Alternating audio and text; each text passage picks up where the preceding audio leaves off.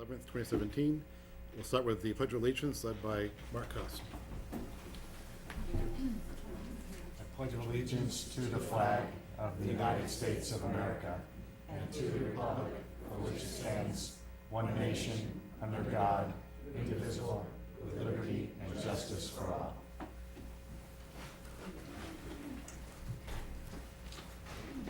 So under open forum, a couple of things. One is we have a three-person board tonight, in case you noticed that. We've got one member, our chair is sick, so you're left with my tender mercies as chair, acting chair, and Tom is taking a well-deserved vacation, so there's only three of us. With that in mind, there was an agenda item on the old new business, item 6, discussing the appointment process for FinCom. We're going to postpone that till July 25th. We have a full board, because I think this is a policy decision that should be discussed with the full board, and Mark agrees, who had asked for that in the agenda. So if you're here for really, really early for the 9 o'clock item, you can come back on the 25th. And secondly, I heard there may be some Griffin Road people here, and certainly we have open forum, you can speak at open forum, but the plan is that July 20th, we're having a meeting, we being myself, the town engineer, highway superintendent, town manager, and any interested parties from Griffin Road to go over the road safety audit and what may happen after that. So that would not be tonight unless you want to discuss it open forum. So with that, I'm done with announcements. Anything else from the board? Okay, so Jody. I'd just like to announce that the fire station construction is going to begin next week. It'll start out on the site with site work, but I wanted to let you know we will be sending out a notice on social media, and there will be a ground-breaking event that the Selectmen and anyone else is invited to on August 10th. Good. Anything else from the audience on open forum? Okay, in that case, we'll move on to the next item, which is to request a common victular license for Ramtruck Inc. doing business as Asian Plus at 313 Milton Road. I think Patty has the... Yes, this is the site of the old Metropolitan Deli. Someone else has taken it over. She's actually planning an entirely different type of restaurant, but it's set up the same exact way. Actually, maybe the next meeting, she will be coming forward with a beer and wine license request as well. But she wants to get going and at least get, as she's worked with the Board of Health, they're all set, so the last step would be a common victualer's license. That's what she's looking for. Motion to approve? Second. Any discussion from the audience? Okay, all in favor? Aye. Aye. Thank you, Patty. Next, we have a public hearing for Verizon New England Incorporated, a Mass Electric Company, petition to relocate 2 jointly owned poles on Milton Road at the intersection of Tadmuck Road. And you got Mr. Bryan, correct? Yes. Thank you, Mr. Chairman. I don't know if this mic is on. It should be, yes. I think it's fine. For the record, my name is Everett Bryan. I'm a rights-of-way engineer with Engineering and Data Solutions, representing Verizon New England at 125 High Street in Boston. Our petition this evening is to place 1 jointly owned pole on the easterly side, approximately 350 feet easterly from the intersection with Tadmuck Road, and to relocate, pardon me, relocate pole number 85/17, approximately 80 feet in the easterly direction. These pole moves are necessary to clear the entrance to a new driveway there, I believe, at Tadmuck Road. And we had to relocate 1 pole. By relocating that pole to get out of the way, we had to place a 2nd pole because of the span length. So there are 2 poles involved. Thanks, Mark. Yeah, so is it because of a driveway or because of the road work that's going on Littleton and Tadmuck? I understood that was going to be a driveway, a new subdivision, or a new building of some sort down there. I don't think so. I think it's from the construction that's going on. Yeah, okay. Okay. It could be either one, because there is a plan for a subdivision, not subdivision, a plan for a similar condos to go in down there eventually, so it's still premature. It could be that too, but either way. I believe that's what it was about. Okay. Any discussion from the board? Discussion from the audience? Okay, Motion to approve? Second. all in favor? Aye. Thank you Thank you, very Mr. much. Chairman. Thank you.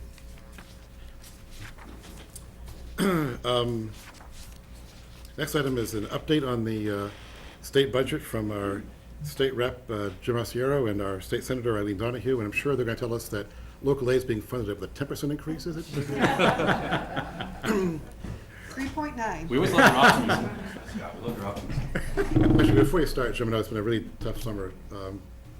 Lost your mother, and then had your house rearranged by a young driver, so our condolences for the former and sympathy for the latter. Thank you. Hopefully it gets better as, from here on out for you. Yeah, I really appreciate that. And everybody from town has been very sweet and reaching out, and I really truly appreciate all the caring people that have done that so far. So thank you.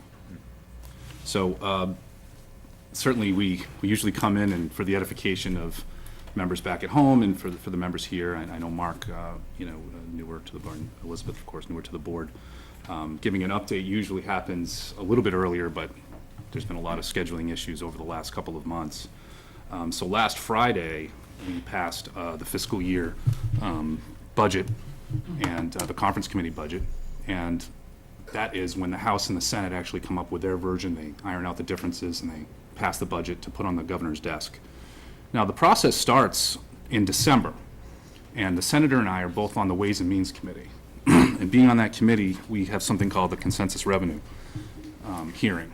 And that's when members of the House, Ways and Means, the Senate, the governor's staff, as well as members of the Ways and Means staff come in, and we hear from economists from across Massachusetts, as well as members from the state treasury and Department of Revenue to get projected revenue forecasts moving forward to build our budget. So essentially what we have to do to build our budget is to look at those forecasts and move forward on the budget process. So what happens in January, near the end of January, is Governor Baker comes out with something called House 1. And that is the start of the process of local aid for cities and towns in 351 cities and towns, as well as everything funded by the state budget, which last fiscal year was $40.1 billion. This year, the conference committee budget was about $40.2 billion.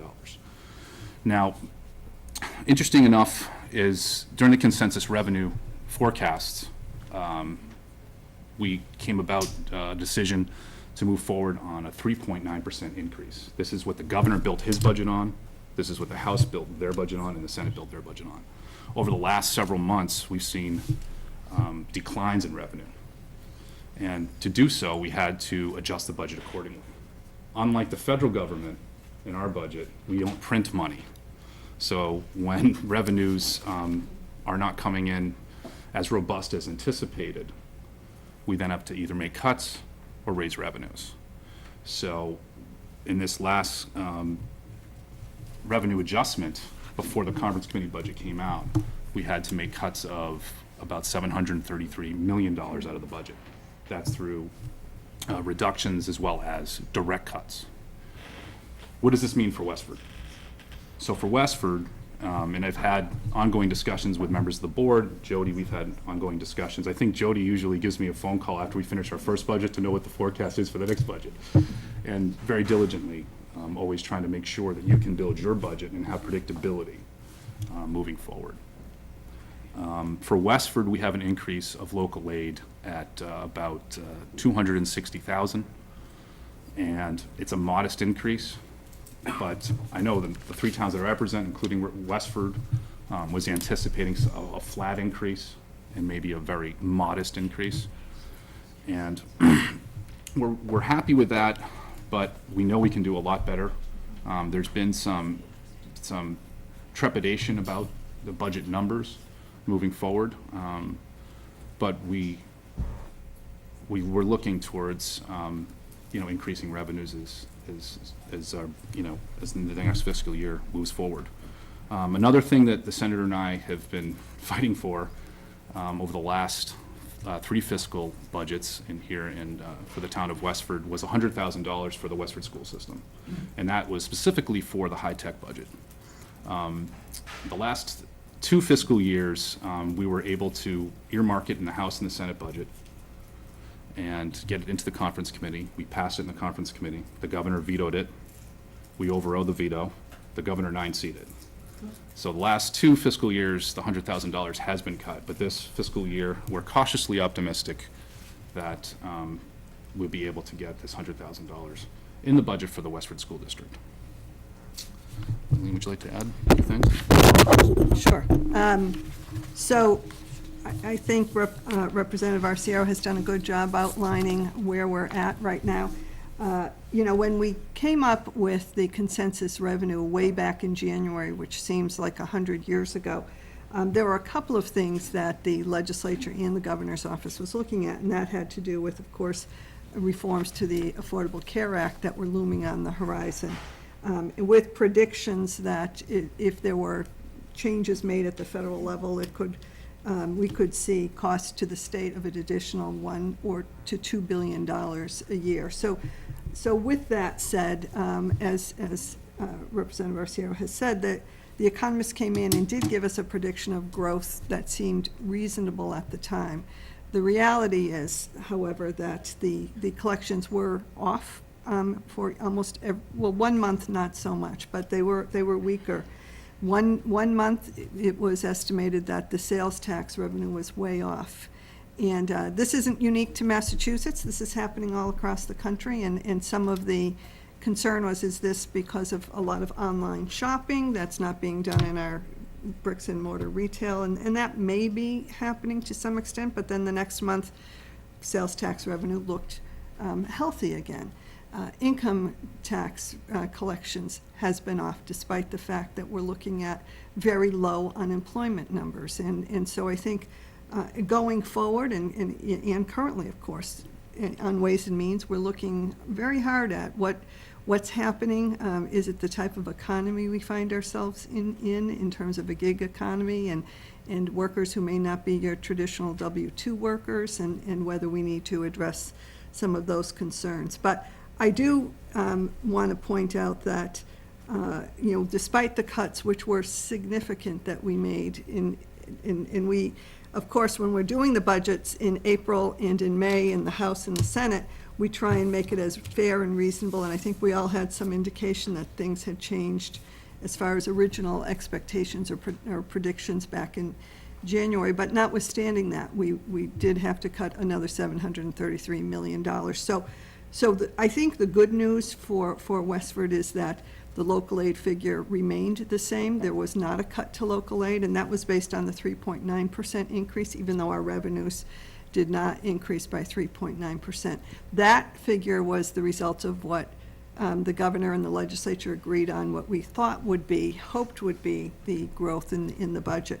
But at least at the time that we did do this budget, there was agreement to hold the towns harmless and not have a deeper cut than what towns were led to believe. I think that's always the difficult thing, is you are expecting a certain amount. You have to craft your budgets. You go to town meeting. And so I think that's very good news. I think the other figures that Jim touched on had to do with the Chapter 70 and the aid that, again, didn't change despite our cuts last week.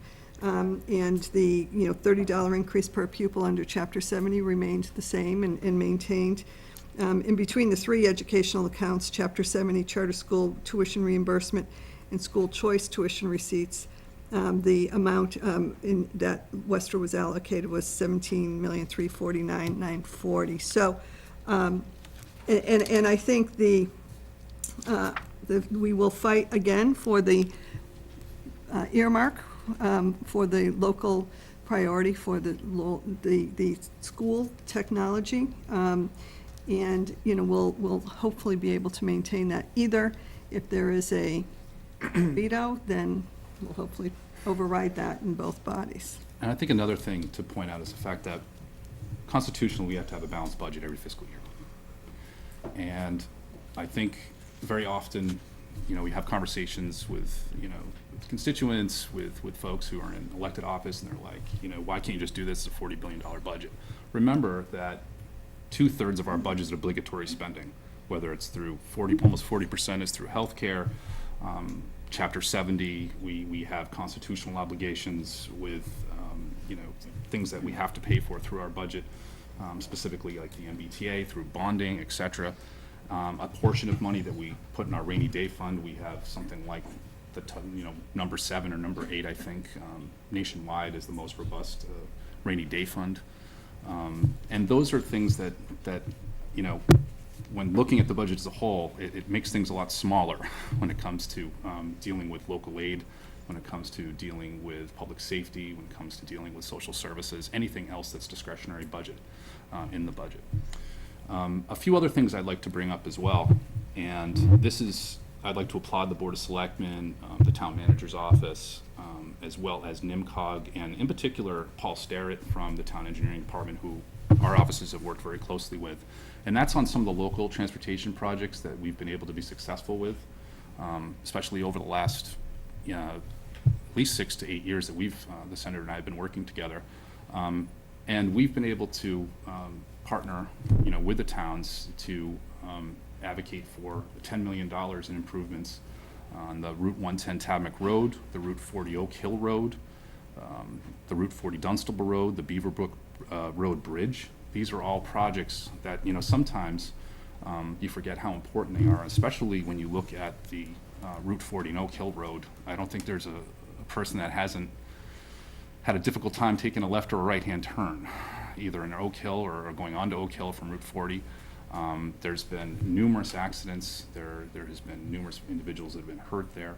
I think when I first took office, Dan Doherty from Nabnasset, I think he was the first person to come to me and say, this needs to change. We need to do something about this. And I want to give a shout out to Dan, because he's a big reason why we've worked hard and knew about the issue and what we could do to work to improve it.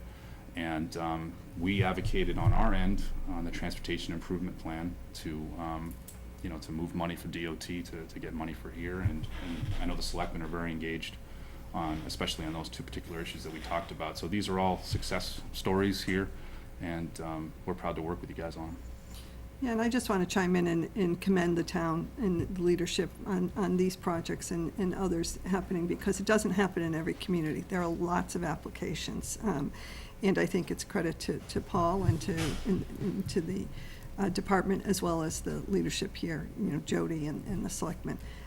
We are asked to work with, whether it's Mass DOT or other types of initiatives. And for every one request that is approved, there are many that go unfunded. And so it's the quality of the project and the quality of the leadership that is very important. So it makes our job easier to advocate down in Beacon Hill for these monies that are critical to most communities in order to get the job done. And there was I'd like to just, before we turn it over to some questions, talk a little bit about some bond bills I think that we had earmarks for over the last 5 years. One of them, I think, I'd probably like to talk about first was 12 North Main. We put forward over $1 million on an earmark in the environmental bond. At that point, we're still in discussions with Governor Baker's office on releasing that. I know the town has moved forward with an RFP on that. We continue to want to be helpful. And another was the transportation bond, which at the time was $725,000 for the Beaverbrook Bridge. But through advocacy on our end, on Beacon Hill, we were able to move DOT to put that on the tip, which now is at $1.6 million. And we anticipate the completion of that in 2021, 2022. So that's a good thing, and we're happy to work on that as well. Thank you. Any questions from the board? Of course, it's probably. Yeah, I know. So thank you both for being here. It's great, and we certainly appreciate all that you do on our behalf. I had a couple of questions more about the state budget. So the first one is around the revenue shortfall, and if you had to lay out kind of in chunks the percentages of the revenue miss. You mentioned sales tax and you mentioned income tax, but if you kind of took the whole miss of what's happened relative to the fiscal 18 budget, what percentage would you put to what components? I think that as looking back at this point where it seems that the income tax was the bigger portion in terms of the revenue being off. Sales tax was a smaller portion. Again, and this is something that's happening in other states, it's not just in Massachusetts. We're still not clear, even the all of the experts who have come in to talk to us about this as to what the cause is, other than what I mentioned, a little while ago. There's also some thought, though I don't think DOR can actually point to this, that some folks who pay quarterly taxes may be holding back, expecting a bigger, certainly not on the state level, but a federal level tax break that some are waiting for. So there could be an under-reporting on those folks who who are not W-2 employees. Right. But there's no definite cause that we can point to. But we're off in that, and so we had to adjust going into this budget. So in the end of April, Yeah. now I think it's probably every 1 week or 2 weeks, the governor, the Speaker of the House, and the Senate President meet weekly. And right before the House started their deliberations on debate on the FY 2018 budget, there was a candid moment where Charlie Baker, Bob DeLeo, and Stan Rosenberg were talking in the hallway, and I think the press had surrounded them and asked them a few questions, and they said, the budget shortfall, what's the reason for it? Do you guys know? And there wasn't a good enough answer at the time. I think everybody, like the senator had said, that has been putting together this budget over this last 8 months, have been baffled about, the shortfalls.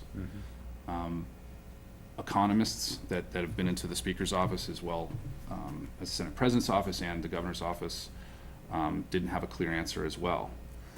Secondly, I think, is that Governor Baker was anticipating and his staff is anticipating revenue increases at the end of April and at the end of May, and that did not happen.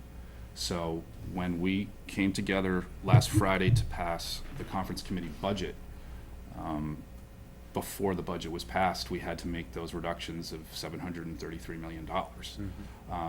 Some of the discussion has been on healthcare.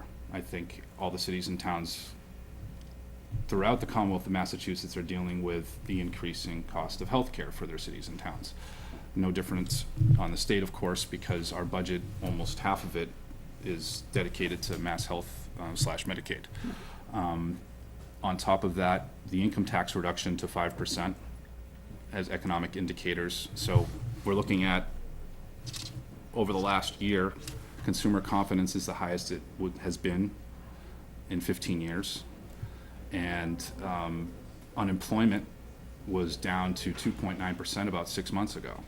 We're hovering around 4 to 4.1% now. Those are all indicators that revenue should be strong. However, there are some factors, and I think the cost of healthcare is one of them, that have been budget busters. And I think the senator said it well, that there are states, especially in New England, that are dealing with very similar problems. Yeah.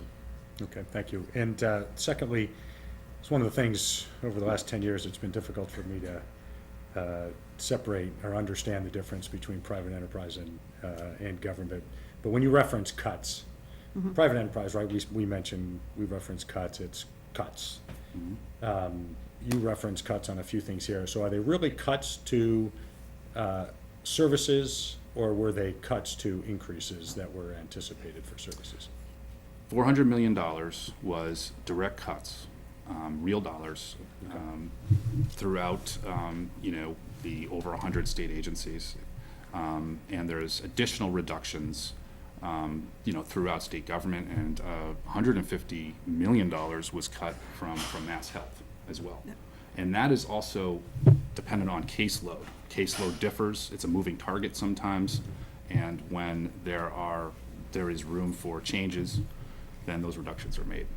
There were also, in that area, especially Mass Health, and trying to get to efficiencies, we have seen the rolls on Mass Health go, very, very high. And So in response to that, the governor had proposed one way of approaching it, and it was referred to as a surcharge on private employers in its simplest form, surcharging employers if their employees were not being provided health care through their work as is required under the ACA, but rather were signing up for Mass Health. So the governor's looking at a $2,000 per employee surcharge. That didn't fly in the budget of the legislature, but there were some tools that were given to the governor. I think he anticipated saving $300 million by his initial proposal. That was reduced to more along the line of $180 million. I mean, there is a problem, there's certainly an issue, but you could envision a number of employers saying, look, I offer insurance, but my employee gets better insurance through their spouse, or my child is, or someone who's working who's 26 or under is able to get health insurance through their parents. So why should I pay a penalty if they choose on their own to go somewhere else? So there were a lot of those kinds of legitimate, very legitimate issues raised. But the budget did provide for some flexibility to the administration to deal with this really exploding case role in Mass Health, because it's, as Representative Arciero said, it's staggering the amount of money that we're spending in terms of Mass Health. Okay, thank you very much. Elizabeth? I do have a question. I was wondering if you could back up a little bit and, just for the sake of the public, speak for a minute about what aid we do get here in Westford, what amount and how it's spent, or maybe that's more appropriate for Jody, but just to give the public that context for, as you're talking about changes and increases and decreases. Let's see if I have the totals Right here. for Westford. Yeah, I had the totals for the school, Chapter 70, the three related accounts. As far as local aid, $2,123,074. Which is a $226,000 increase over last fiscal year. Okay, that's, Yeah, and then the other one was the $17,349,940. So Chapter 70 and local aid, that 226,000 increase is both of those combined over last fiscal year. And I think what I said at the beginning was that, you know, having discussions with Jody's office, we budgeted, you know, well, we talked about budgeting level funded moving forward, or a modest I think we increase. did a modest increase increase. over that.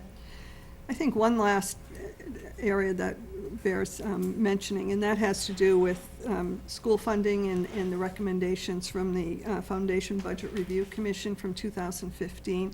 They made, that it was a bipartisan 2-year commission that looked into school funding because it affects every community. And they made some pretty specific recommendations. One is to, the existing formula that is used to calculate school aid is outdated. And they made specific recommendations to address this chronic underfunding of the public schools. So it was to adjust the formula to better reflect, especially in the area of special education. Those costs have increased dramatically since the budget review, the formula was established.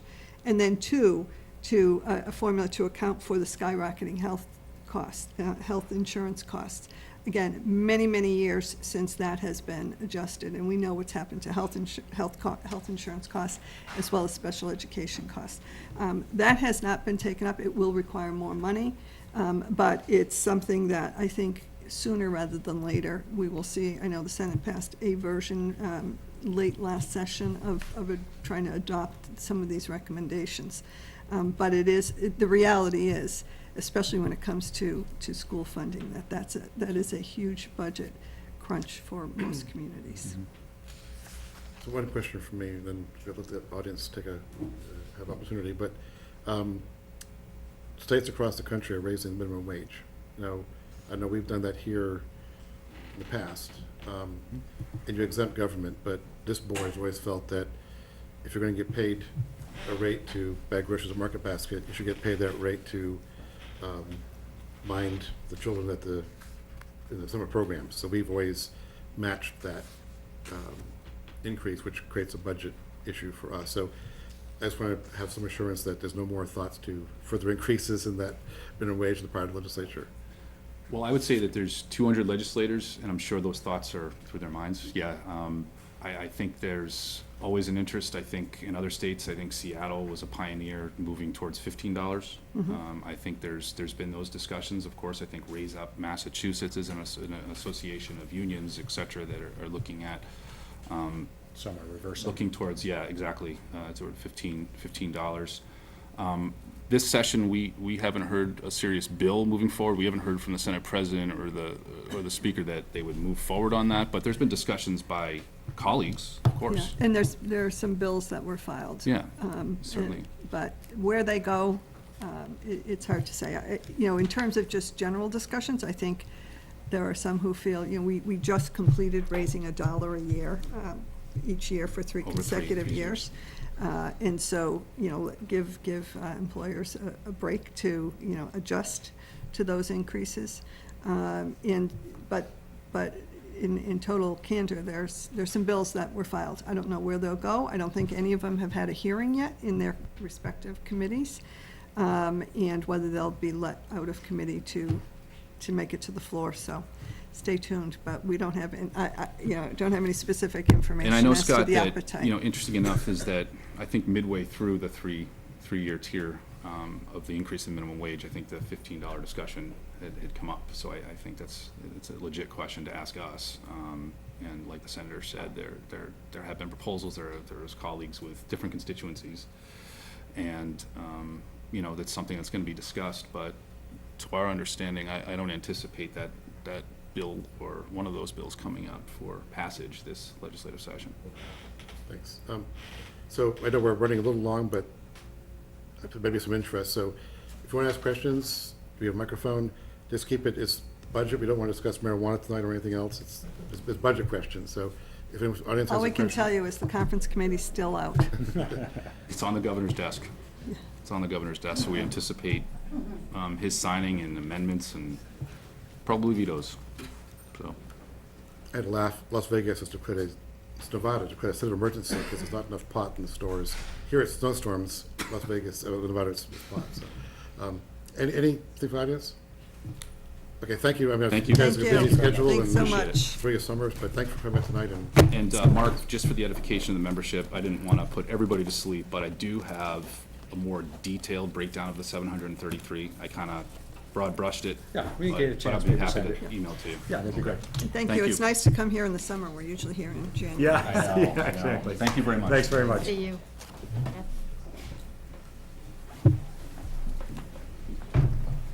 Okay, next up is to 8:05. We're close to our schedule. Consider a letter of intent from the Goodrich Corporation, a UTC aerospace systems company, for a tax increment financing or TIF program through the town and the Massachusetts Economic Development Program. And I believe you've got a sort of four gentlemen here to discuss this, or just you? Just me. Okay. Hopefully, if I forget something, I'll have to bring in a great team. And a quick, we have Martin, Chris, Bob, and our strategic director, Martha. And I'm from Massachusetts, so it's Martha. Yeah, Not we couldn't Martha. tell. Good evening, members of the board. Jody, great to see you again. Eric, Patty. My name is Bill Lynch, and I'm the site manager of the Goodrich UTAS, or United Technologies Aerospace Systems site over at Westford Technology Park. Very excited to be here tonight, and I can't thank you enough for letting us present to you a proposal that we have going forward. We belong to UTC, United Technologies Corporation, a global company, over 200,000 employees. UTAS is a division of that. You've heard of other divisions are Carrier as air conditioning, Otis Elevator, Pratt & Whitney engines, Kidder, fire extinguishers and smoke alarms. You probably have those in your house. We're UTAS. We're the aerospace systems, and we're the largest aerospace company in the world. Pretty much every aircraft that's flying in the free world has something that we build or we make on it. Brakes, wheels, light indicators, cowlings, and evacuation slides, ejection seats on military aircraft. We're diverse and we're all over. The group that we have here in Westford, we're in the intelligence, surveillance, reconnaissance, and space division. Cool stuff. We're in the business of providing technology to customers that really need it, and it saves lives. And that's about as much as I'm going to get into here. The great news for us and for our customers is we need to increase our production. And in order to do that, we need more space. We currently occupy Building 9 and Building 7 in the park, and we are proposing forward up through our corporation to renovate Building 9, approximately a $9 million renovation to include capital investment, and leasing more space in Building 5 of the park, which would house approximately 160 to 180 personnel. So, along with increased production, we're going to bring approximately 180 folks to the table here. I heard a great term. I think Chris said it the other day in a meeting we had about transportation. We currently have about 520 day residents at the Westford site right now, and we're looking forward and hope that we can continue to stay in Westford. I mentioned the corporate. UTC huge, headquarters is down in Farmington, Connecticut. We have to get this past them and demonstrate to them that this is the right move. I personally want to stay in Westford, and I hope that through the economic development programs that the state and possibly the town can help, that will help us provide the information that allows us to make that decision at the higher level. We're very excited. We truly care about what we do, and we feel we make a difference every day in those that are doing really tough things. I talked about some of the things that we do laser warning devices. You can imagine who might use those. We make sensors. That's what we do here in Westford, sensors that go on aircraft. They say Westford or Westford? Westford. I'm from Westwood, so it gets confusing to me when I talk sometimes. Space, you heard the space. Division of our group is making the spacesuit that's going to take man to Mars. I mean, it's great stuff. And very excited about it. We really look forward to partnering with the town and the state. And subject to your questions, that's all I wanted to present to you. We're moving forward best we can, and now we're going to reach out to you for some help. Gentlemen, ladies, did I miss anything? Okay. Any questions? Questions? So I just want to be clear. Right now, you occupy how much space in those buildings? We got 100,000 square feet in Building 9 and 130,000 square feet in Building 7. So 230,000. Yes, sir.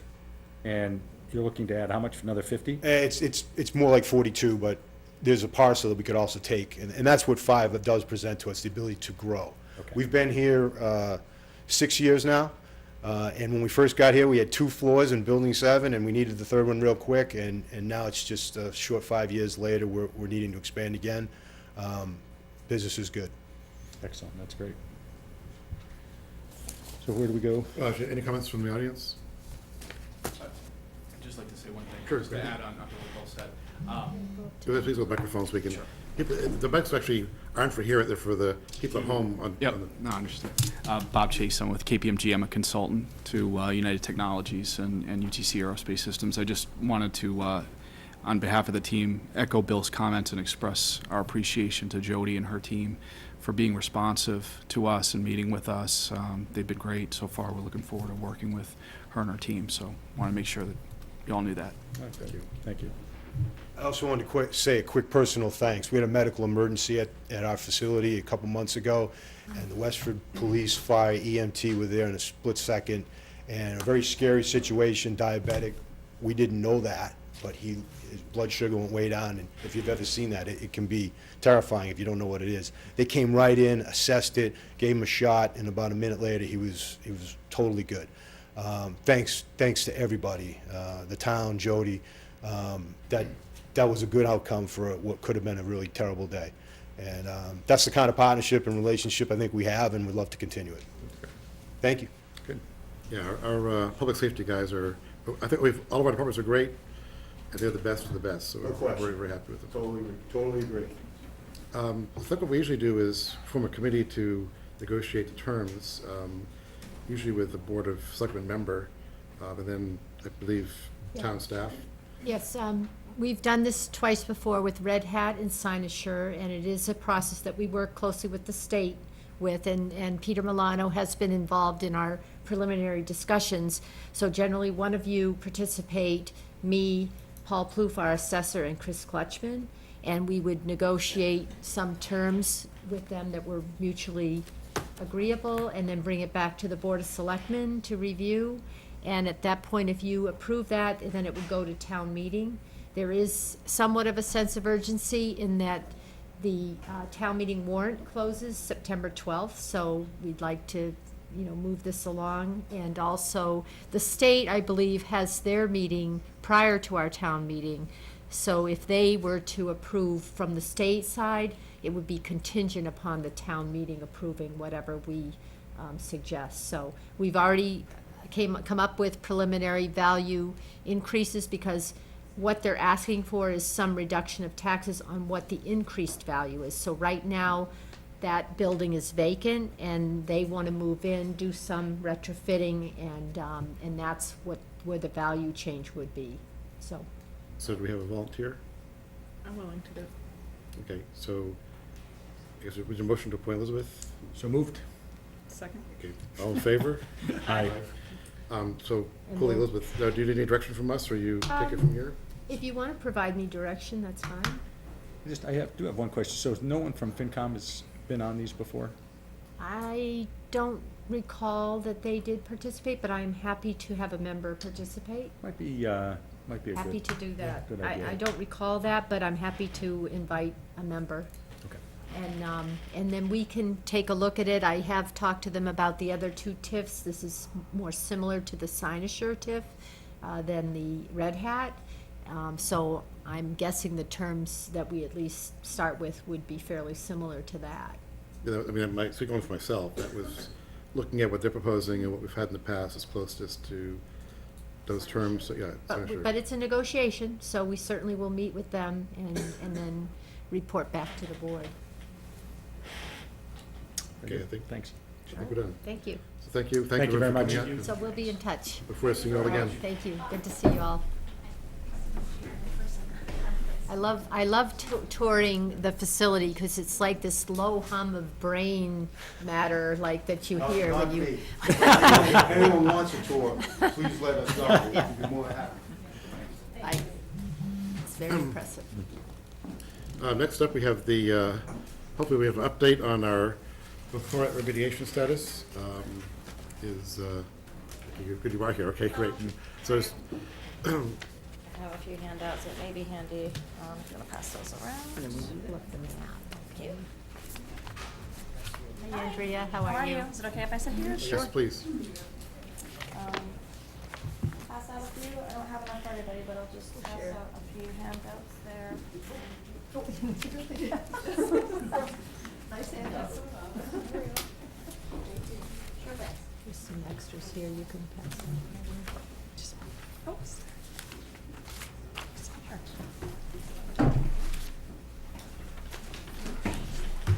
Actually. Good, great. Thank you for having me. My name is Andrea Egan. I am the project manager with Woodard and Curran for the perchlorate release. Thank you for having me back. It's been about a year since we've come in to provide an update, so it's always good to come back and see the familiar faces.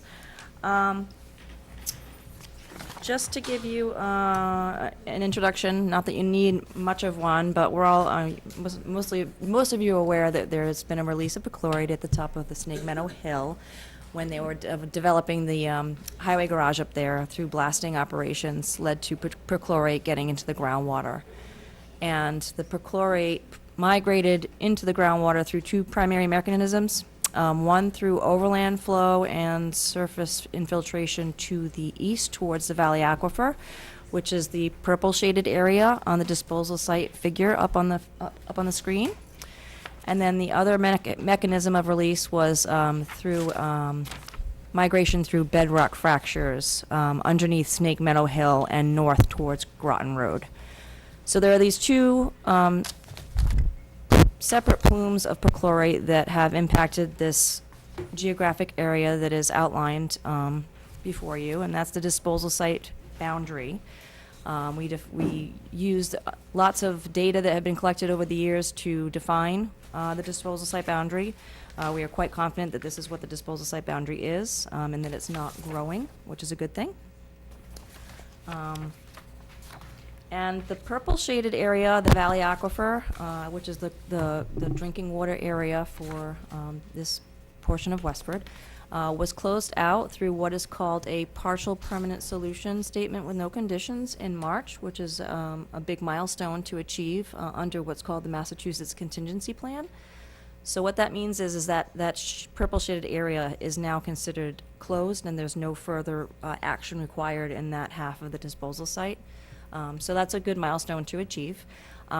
The left portion, or the west portion of the site, which is what we call as the Snake Meadow Hill area, is still open.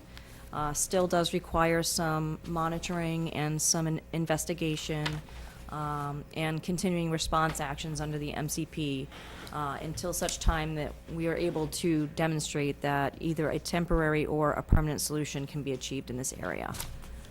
So that's the overview of the site, and there is routine monitoring that is going on in both portions of the site, the majority of which will be taking place in the Snake Meadow Hill area, where concentrations of perchlorate continue to be measured at concentrations greater than the Massachusetts drinking water standard of 2. So there are still monitoring areas where we have perchlorate that exceed that value, and so we will need to continue to keep an eye on that and make sure that the plume is not expanding spatially. There are some locations along Groton Road where the concentrations are increasing a little bit. That's most likely due to preferential flow through a very narrow zone in the bedrock fractures over there, where there's probably a little bit of perchlorate still stuck inside the rock that just keeps getting flushed out with rainwater. But the Valley Aquifer, all of the levels in that portion of the site are well below the level of 2. So things have really improved over there. So that's a basic overview. As far as regulatory requirements go, we still need to do, we're still required to do reporting under 2 different areas of the MCP. The site is still in what's called an immediate response action, or IRA for short. And that is primarily due to the detection of perchlorate in some of the drinking water wells that have not been connected to the town water supply. And then there's what's called Phase 4 status reporting, which is what's the typical reporting track for the MCP. It starts at Phase 1 and it goes all the way to Phase 5 until you can close the site out. So we're in Phase 4, which is an advanced state. And we will be in Phase 4 or Phase 5 until such time where we can get into temporary or permanent solution. Each of those 2 areas that I just spoke about do require semi-annual status reports to be prepared, which is what Woodard and Curran has been working on. The IRA status reports are due every April and October, and then the Phase 4 status reports are due in June and December. Then there's an other reporting requirement called remedial monitoring reports, or RMRs for short, and those are required for each of the active treatment systems that are treating different areas of the site. So we used to have, so there are three active systems that are treating groundwater for perchlorate in the site, and one is at the top of Snake Meadow Hill, which is the source area. So this is extracting groundwater from the bedrock fractures, it's treating it, and then it's discharging it back to the surface. So it's remediating it through a pump and treat, if you will. Then there's another treatment system at the Nutting Road perchlorate treatment plant, or water treatment plant, I'm sorry. And we are working with the town and the water department to try and get indefinite bypass of that. That's still in progress. We have worked with the water department to develop letters to go to DEP. They've sent us some comments. We've sent responses to comments, and we're probably in the 3rd or 4th iteration of this process right now. We last submitted a response to comments in March, and I have been in contact with Letitia Reeds-Boyle, who is the project manager at DEP, regularly. She has assured me they are reviewing it. And I don't know any further information as to when they might approve it. The good news is that they have approved for the water department to continue the seasonal bypass until the DEP makes a decision on the indefinite bypass request. So I feel like that's a good sign that they're, taking this request seriously.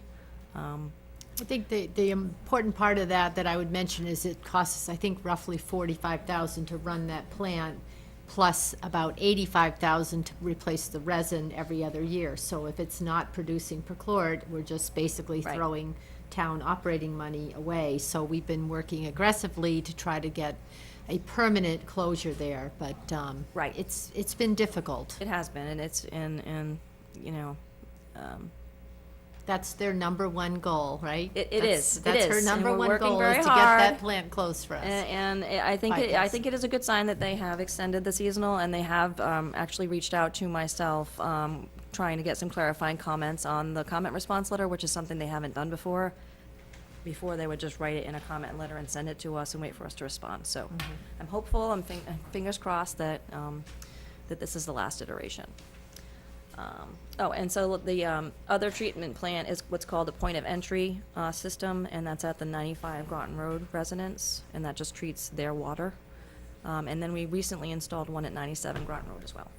So there are 4 treatment plants right now, or systems, if you will, that require some of the routine monitoring and reporting, and in those RMRs that I had mentioned. So that's kind of an overview of things, where they stand right now. Things are stable at the Snake Meadow Hill, stable or slightly increasing, but they're, not getting significantly worse. And then the Valley Aquifer is closed out, so that's great. So, it's closed out, but we're still having to monitor.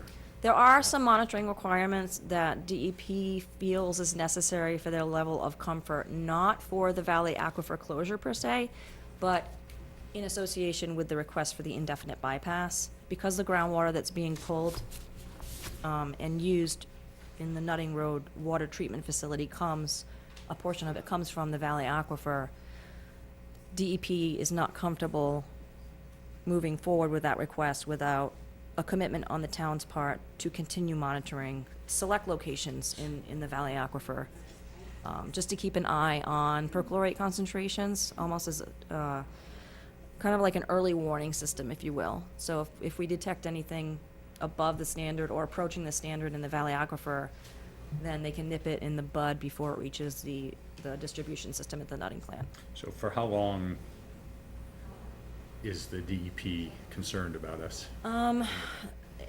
They threw out a period of 5 years Now? from when the approval goes through for the indefinite bypass, if and when. So That's what they threw out. I mean, we can always work with them, first things first, let's get it approved, right? Do what we need to do to make them happy, and then if things are going well and we're seeing even further decreases, in the source area and/or the Valley Aquifer, then, I'm sure we can have discussions with DEP about that. And then, the one to the left, sorry, it's called, The Snake Meadow Hill? Snake Meadow Hill. So we're at least, if this 5 years for the valley, Snake Meadow Hill has got to be principally Snake Meadow Hill is easier and harder in some respects, because the majority of the locations in the Snake Meadow Hill portion of the site are connected to town water. So that eliminates the exposure pathway. There are very few residents that don't have either a treatment system or are not connected to town water. So once things stabilize, and that means no longer increasing at any of the areas, we can then start to evaluate how to get this portion closed out. It seems like, so just looking at the charts, it's the highway garage that is the biggest issue itself. Yeah, I don't have it in front of me, but the highway garage is still continuing to be the highest perchlorate. There were concentrations, I think close to about 100 back in 2015 or something like that. So they're still elevated. But the ones that are really, I don't want to say problematic, but kind of throwing a monkey wrench into it is on 117, I think it is, where the concentrations are continuing to slightly increase. I think it's about 40 at that point, 40 micrograms per liter. So things will need to stabilize in that portion of the site before we can make a substantial case for closure. We have been pretty successful at reducing the cost annually. Yeah. That we still have costs, but from when I started to now, Yeah. we've been able to continue to whittle away. and Right. Woodard and Kern has Yeah, our- worked our with us costs have on that, but dropped and- unfortunately, there are, or fortunately, either way you want to look at it, there are continued costs, so. Okay, thank you. Yeah. Anything else? So I guess, well, I should probably answer it, but I have probably forgotten. So why is it that some addresses are getting you have a treatment plant basically at the residence, and then we've got a couple that are getting bottled water? Is that personal choice, or is that a function of? There are two that are located in the disposal site boundary that receive bottled water right now. One of those is 97 Groton Road. They recently received their own point of entry system because the concentration of perchlorate there went over 2 for the first time back in December and January. It's since gone down a little bit, but DEP did express interest in getting a point of entry system there, which is why they got one. And then 99 Groton Road receives bottled water. We haven't been able to get data from that location in quite a while, so we don't really have a good understanding of what's going on there. But when we do sample it, which I believe we are going to be sampling soon, we'll be able to evaluate what needs to happen there, if anything. So those are the only two that receive bottled water, that require bottled water, I should say. And then I should clarify that once it's demonstrated that the point of entry system at 97 Groton Road is working efficiently, which the first round shows it is, we can discontinue the bottled water there after 3 rounds showing that it's good, it's working. So, and then there's 2 that have point of entry systems. They are up a long driveway that's about 1,200 feet, I think, That's right. Larry, is that right? And They- they did not want the town to rip up their driveway and put a water main up, so we put point of entry systems there. And then there's 2 that the Board of Selectmen have voted in earlier years to allow to keep bottled water even though they're on town water, and we're gonna ask you about that in a minute. That's if you wanna 106 and keep that. 117. That's right, yeah. But she's talking about 2 Well, that are okay, I'm sorry. not, So that are on 117 wells. is in the site, but they are connected to town water, so there's really no reason to continue Well, bottled water that's, there. that's what we're gonna talk about, but that's different than what Yeah. she's Yeah. saying, yeah. Just wanted to Yep. clarify, okay. And we'll talk about that as soon as you're done with her. Okay, I'm done. Anybody, in the audience, want to ask questions? So now Eric's gonna explain the 2 that the Board of Selectmen have continued to allow, and we just wanted to check in with you again, because it's been a few years, so. Okay, so the 2 that we're looking to receive some input and guidance from, as mentioned, was 106 and 117 Groton Road. We did have a letter received from 117 Groton Road, the Meserve family. And they're here Both too. families may be here tonight. They are requesting to continue their bottled water deliveries at their home due to health related issues. 106 Groton Road, I was able to connect with them this week and requested them to come tonight. I'm not sure if they're here.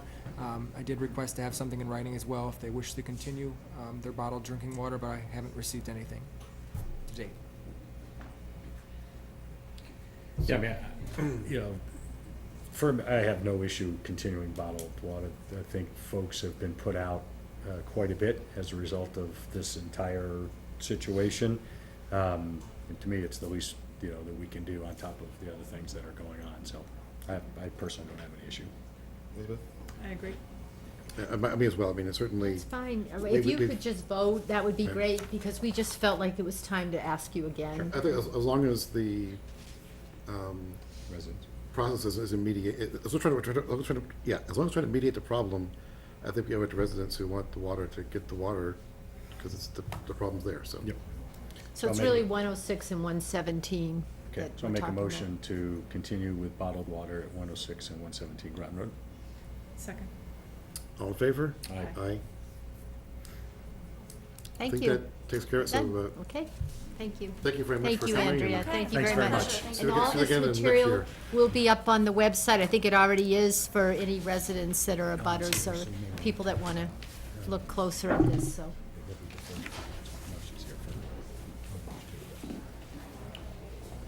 Okay, so, next order of business is the Rodenbush Community Center. And we've got 3 topics under that. First, some letters between council, expression of interest from the schools, and then finally, the RFP report. So So let everybody get inside here before we start talking too much. No, just, you're, feel free to have a seat. Whatever you'd like.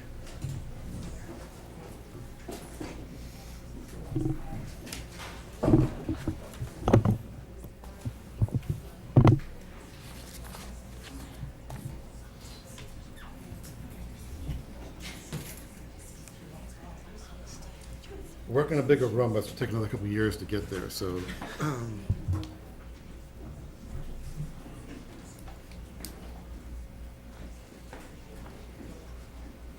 Okay, since I think everybody's pretty much in who's gonna be able to get in. So if you were following the chain of events at the June 13th Selectmen's meeting, we referenced a letter from Road and Bush Community Center's council to the town, essentially a demand letter looking for, so basically, I guess, a cash infusion to cover certain costs with, associated with reconstruction of that building. Just sort of to back up, because what's happened since is town council has responded with our letter. So if you look at our correspondence on the 13th, you'll find letter from the Catherine Edwards, and then in this week's packet, you'll see the response from Copeland and Page. Just sort of, I guess, briefly summarize, the plan had been, or is, to renovate the Road and Bush Community Center. It's about a $7+ million effort to really improve accessibility for handicapped through elevators, improve life safety through fire suppression, fire alarms, better fire exits, and generally improving what's become a very old building with a number of issues. And that requires a lot of work. I mean, we'll be turning off electric and power, and as you might guess, putting big holes in the floor for the elevator. So it does require a period of vacancy. And there have been several discussions back and forth over probably the past year with the Road and Bush Community Center Incorporated. First, we plan to begin construction in the spring. There's a request to make that fall so that they can have the summer programs, and we said okay. There's a desire to reduce, actually eliminate the rent on the 65 Main Street building. We said okay. Concerned about finances, they wanted to remove rent on the 33 Main and the Plain Road buildings, and we said okay. And it's sort of been I thought a fairly amiable relationship between requests and this board saying yes, and then rather surprised actually to get a letter from council saying that we were, I guess, uncooperative, I forget what the exact phrase was. And so we've sort of responded to that with our perspective, which I've kind of laid out. And we had a call yesterday with Andrea, the chair, myself, Jody, our council, and members of the Road Bush Community Center and their council. And I think it was productive, if not, reaching any particular settlement. But I think, there's interest on the part of both parties to make sure that we don't, that this proceeds in a friendly fashion. So that's, I guess, my comments on the letters. I don't know if the board wants to add to that, or if you want, I'll let the board comment first, and then invite the Road and Bush as well to communicate, to respond. So it might be helpful just to run through maybe some of the key points from that call yesterday. Sure. I mean, I think we had. Did you have a copy of the? I didn't print that one off, Jody. I do have one. The notes from Yeah, I do. from Greg. Hold on. I have them here. Thanks.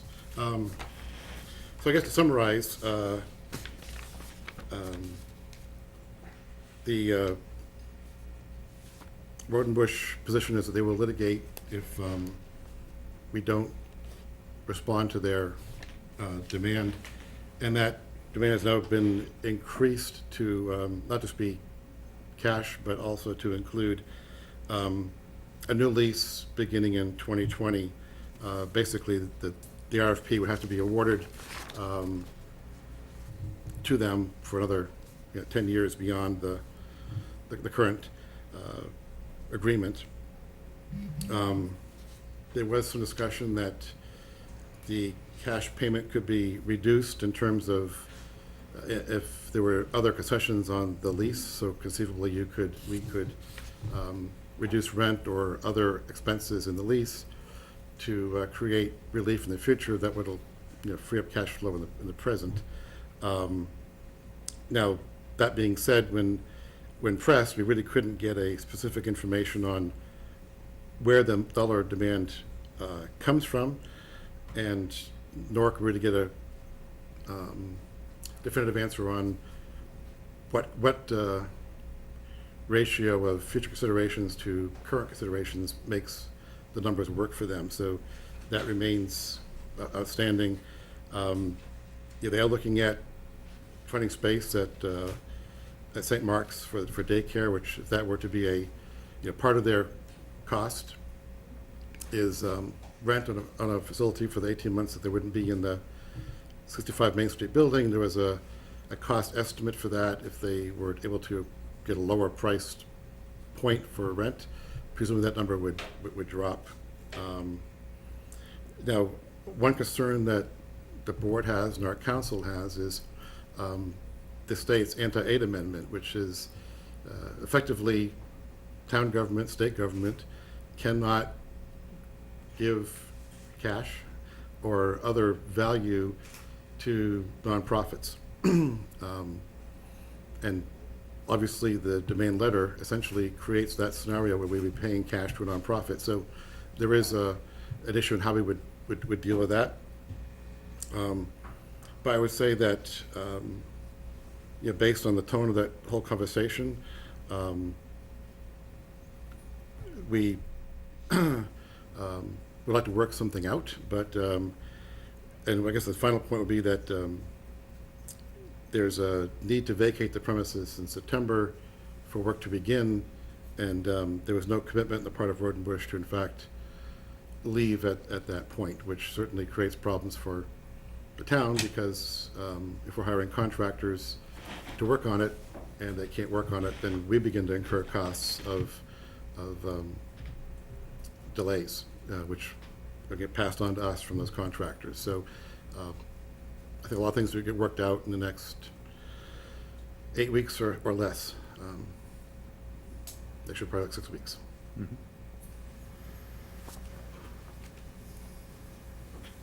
So yes, anything else? Not related to the litigation. I wanted to comment for the public, if you'd like to read the letters, they're on the Board of Selectmen website, and if you can even pull them up on your phone now if you're interested in reading those. You can go to the westfordma.gov, the government link, and Board of Selectmen, and there's a link for meeting documents, and you can go there and find PDFs of the full letters. We won't read them tonight, but you can read the full letter yourself. And I also wanted to make sure that everyone is aware that Road and Bush is a nonprofit, and they're leasing buildings from the town. So there are limits to what we can do, because there are very clear laws between nonprofits and government entities and those relationships. So that it's, they're not a town department. The Board of Selectmen have different authority over a town department, such as the rec department, and what we can give them and do for them. But it's important to note that distinction in the conversation. I guess I wanted to clarify that I'm not really a social media maven, but I know enough to see the occasional Facebook post and hear from those who do use it more than I do. And there's, I guess, some underlying current that the selectmen are being unfair in trying to force out the Road and Bush, and that is absolutely not the case. In fact, I would argue that our actions over the past year have been trying to keep them there. And that's, I think, still our objective, is to maintain that relationship. We didn't begin the legal process. In fact, as I said, I think we actually had said yes to every request, and then in spite of that, were greeted with a demand letter. So I don't want to create friction, but I do think that it's important for the board to say that this is not something that we wanted or initiated. Yes, there is an expression of interest from the schools. That is initiated by the schools, not by the Board of Selectmen. We've made no decision upon that. We won't make a decision on that tonight, honestly, because I think we need to talk to the school committee about that. They don't meet till August, so it's in their packets. It's there for public information. I don't intend to act upon it tonight. And I think that would probably cover my thoughts on the alleged motivation on the part of the selectmen. That's just not our desire to have any breakages. We've had a good, long relationship over 25 years or more, and don't want to throw that away. So there's two sides. I'm going to invite you to respond. And I'll respond, since primarily we were speaking about our conversation that we had yesterday, and while most of it, I would say, was, you touched upon the subjects that we did discuss. I would have a little disagreement with some of the emphasis points, but by and large, that was a fair recitation, I think, of what we discussed yesterday. Couple of points on not getting specific on our need. The specifics are in the letter, which is public. We listed the amounts for relocation costs for the best estimate we have at the moment for additional rental space. The St. Mark's proposal is nowhere near done. It's contingent on licensing, and it's not signed, and it's not complete. It's a potential location, but that's it. And I take great exception with the legal argument that the anti-aid amendment prevents contribution by the town in response to our demand letter. This is a demand letter. Presumably, the town gets demand letters all the time for various types of actions, tort claims, contract claims, what have you. This is a lease dispute at the moment, and a 93A dispute. That can be resolved like all demands and disputes, legal disputes, are resolved with a negotiated settlement. The anti-aid amendment, by the way, wouldn't prevent funding, in my view. I take exception with the legal conclusion that apparently the town's council has arrived at. There are a couple of cases, I won't go through them, but suffice it to say that I disagree with that conclusion.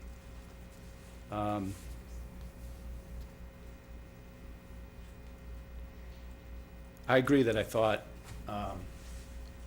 our discussion was overall fairly productive. I hope it was productive.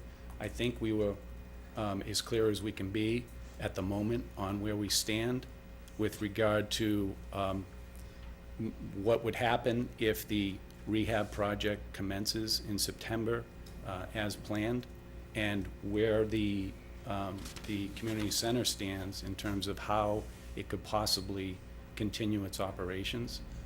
Certainly doing so after vacating the space for 18 months, coming back, incurring the expenses and losses that I put in the letter, and then not knowing whether they're going to be there in 2020 makes this, if they're not going to be there in 2020, it makes the analysis quite simple.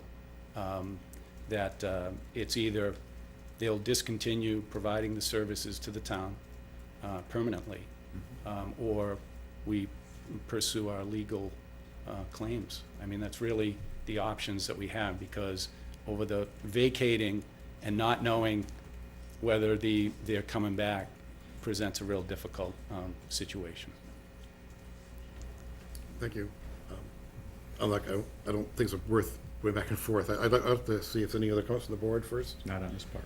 Okay, a lot of people here, I'm sure, all for this topic, so I want to give you a chance to speak up if you'd like. You want to go through the lease? You know, I wanted to talk a little bit about the RFP, if that's okay. Okay, yeah, so what I would, okay, so. We if- haven't gotten to that So point. that's what I think covers the letters, and I think we have to go from here to, someplace, which is, I think, a form of negotiation between councils, and see actually what, if something can be made to work, and if so, what that is. With that noted, we did have a letter on July 5th from the school department expressing interest in relocating administration offices from the Millennium Building, where they currently are, to Rodenbush Building and the Frost Building next to it. That is expression of interest on the part of the school.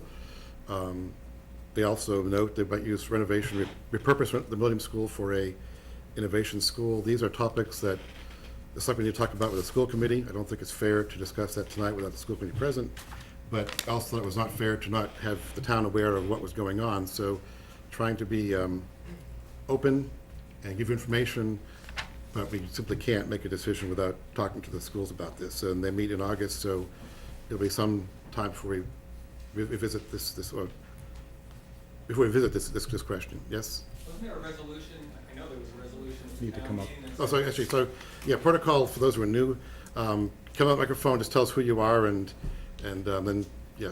I'm Steve Russo and Buckboard Drive. I actually, at a prior town meeting, asked a question about use of the building and whether it was going to be fit for purpose for whatever we were spending this money on to renovate the building. And at the time, the selectmen broke away, took a little recess, and voted, and came back and said they put a resolution in place at that time that said the building would be used for a community center specifically. And I'm wondering what happens to that resolution if we're now entertaining the town to use this. And one of the other points that I made at the same town meeting was that if the town were to assume this building, we're adding cost to the town, and I would think that would be something the town could vote on in some kind of town meeting if we were going to change those two things. Okay. So first, I believe the resolution was that we would pursue, we would issue an RFP to extend the option for community center beyond 2020. So there was no resolution to guarantee it would be a community center in perpetuity. There's a resolution to say we'll put an RFP for that process. And I think when the intent, I think, certainly was to have that, but there's no guarantee in that resolution that that would be the outcome. As for, what's your second question was which? But the use of the building, Okay. if we're going to use the building for something that's going to expand the cost to the town, I would imagine, that's part of our budgeting process and should be included Well, okay, as a but cost. the town owns the building anyway, so, I mean, in fact, the renovation is being paid for with some combination, mostly of community preservation money and some town capital money. So it is up to the board to find the highest and best use for any of its town properties, and that may well be the community center. I'm not saying it's not, but it's not unreasonable for the schools to also ask for it because it is a town structure that could be used for any town purpose. Yeah, except that we would be shifting it to the school budget, so they'd have to absorb that in the cost, rather than it be an incremental unless we voted on it. It's net zero, it's just cost from one department to another. Well, not exactly, because Rodenbush is going to pay rent, I assume, and Well, the Some. school's not going to pay rent. Some. well, I mean, that would be an open question, because one possible outcome is that they don't pay rent under the new lease as a way to make things, work in the short term, which case, no, there would be no revenue stream coming in either scenario. Okay, thank you. I guess I'll go back and look at the resolution. Thank you. Mark Vieira, 11 Drew Crossing, also present at that town meeting. As I recall specifically, when the selectmen broke away and came back, it was stated by both the selectmen and the town manager that an RFP would be issued that would require that applicants would utilize the building as a community center. and that the Roden Bush Community Center, Inc. would find out the results of that RFP before they had to vacate the building. So could you please explain the status of that? It doesn't square with the explanation you just gave. Those are actually all correct. That Yeah. we issued the RFP, we made the Roden Bush aware of that. In fact, they are the only respondent to the RFP, and we still have time before September to give a response. So you're right on all three counts. How is it that you can then entertain other options than following through on that RFP? Because those aren't RFP options. Those are town departments. Yeah, the Board of Selectmen did ask town departments prior to issuing the RFP whether there was interest. At that time, the rec department did say they had some interest, but the Board of Selectmen decided to go ahead and issue the RFP. But in the RFP, it does say that they have the right not to award if they deem it in the best interest of the town. So it doesn't necessarily guarantee that the selectmen do award a proposal. But I This think does what I seem would. disingenuous with the message that was Well- sort of portrayed at the town meeting. I mean, every RFP contains that language. As I've ever seen, it contains the language. So I don't think it was not added to this when it was in the original. I think there are many supporters here that would feel that was disingenuous interpretation, that if I were going to use We can it. get onto a discussion of the RFP process itself. And I'll just sorry. say one thing, I just have a question. If we get into the RFP discussion, you've said that then you're gonna talk to the school department later on. If you were to award the RFP to Rodenbush, could you then take it away if you speak to the school department and decide, no, now that we've talked to them, we wanna put them in there? we would never, Once we I'm just award, asking. no, once we award the RFP, we've awarded the RFP. We're not going to say, can't take it I mean, away. I'm not a lawyer, that would be grossly unfair, and it may even be. Okay, so- but I was just getting a little Yeah, no, confused no, that you were gonna discuss that, and then you were gonna discuss that in a The few schools expressed an weeks. interest. As Rudy mentioned, we had asked before the RFP process about other uses. It'd be also unfair not to at least talk to them about what they've proposed. But that doesn't mean that they're going to get what they want. Okay, We certainly would not award an RFP then change our minds. That would okay, be thank you. irresponsible. Yes. Hi, my name is Mary Yao, and I live in Cobblestone Lane. When you were talking about who would occupy the building at 65 Main Street, you talked about the highest and best use. Can you please define what those two terms mean? The town has got a number of needs, right? And we have a finite number of buildings to meet those needs. So we have to evaluate every request for a piece of property relative to the total sum of town departments. The schools have a home right now. I'm not saying that they're a higher need. I'm just observing that we have to weigh all of our needs against fixed resources and make the best decision for the town. When you say best use, are you talking about best use as how can the town be best served, or best use for the building structure itself?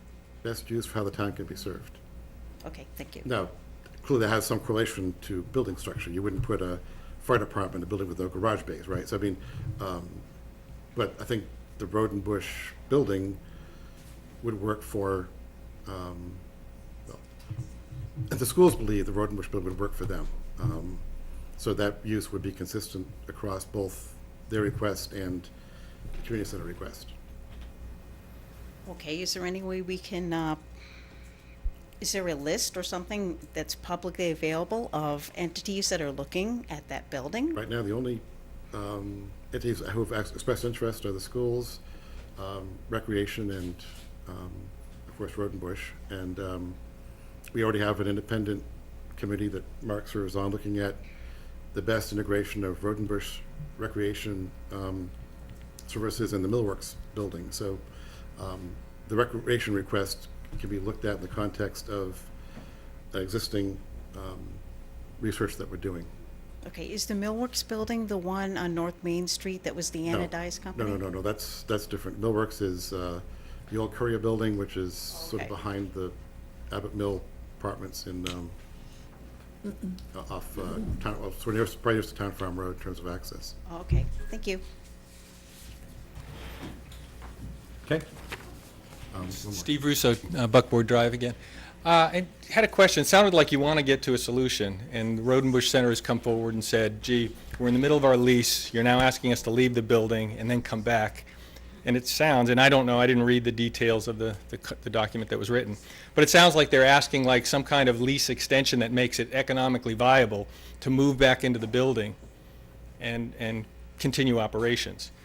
And if the town issues them a very short lease coming back, obviously they're not going to have a business plan that adds up. They'll go bankrupt upon their return if they have to exit again, or if they have to bid up the contract. So is there some offer on the table right now where the town has come back with, you said it's an amicable discussion, has there been some middle ground tried to reach where we could honestly say, you know, we've come forward with a proposal that looks like it adds up and Road and Bush can continue? So, true answer is no, there is no proposal on the table. What I would observe is the RFP is for a 10-year lease with the option to extend.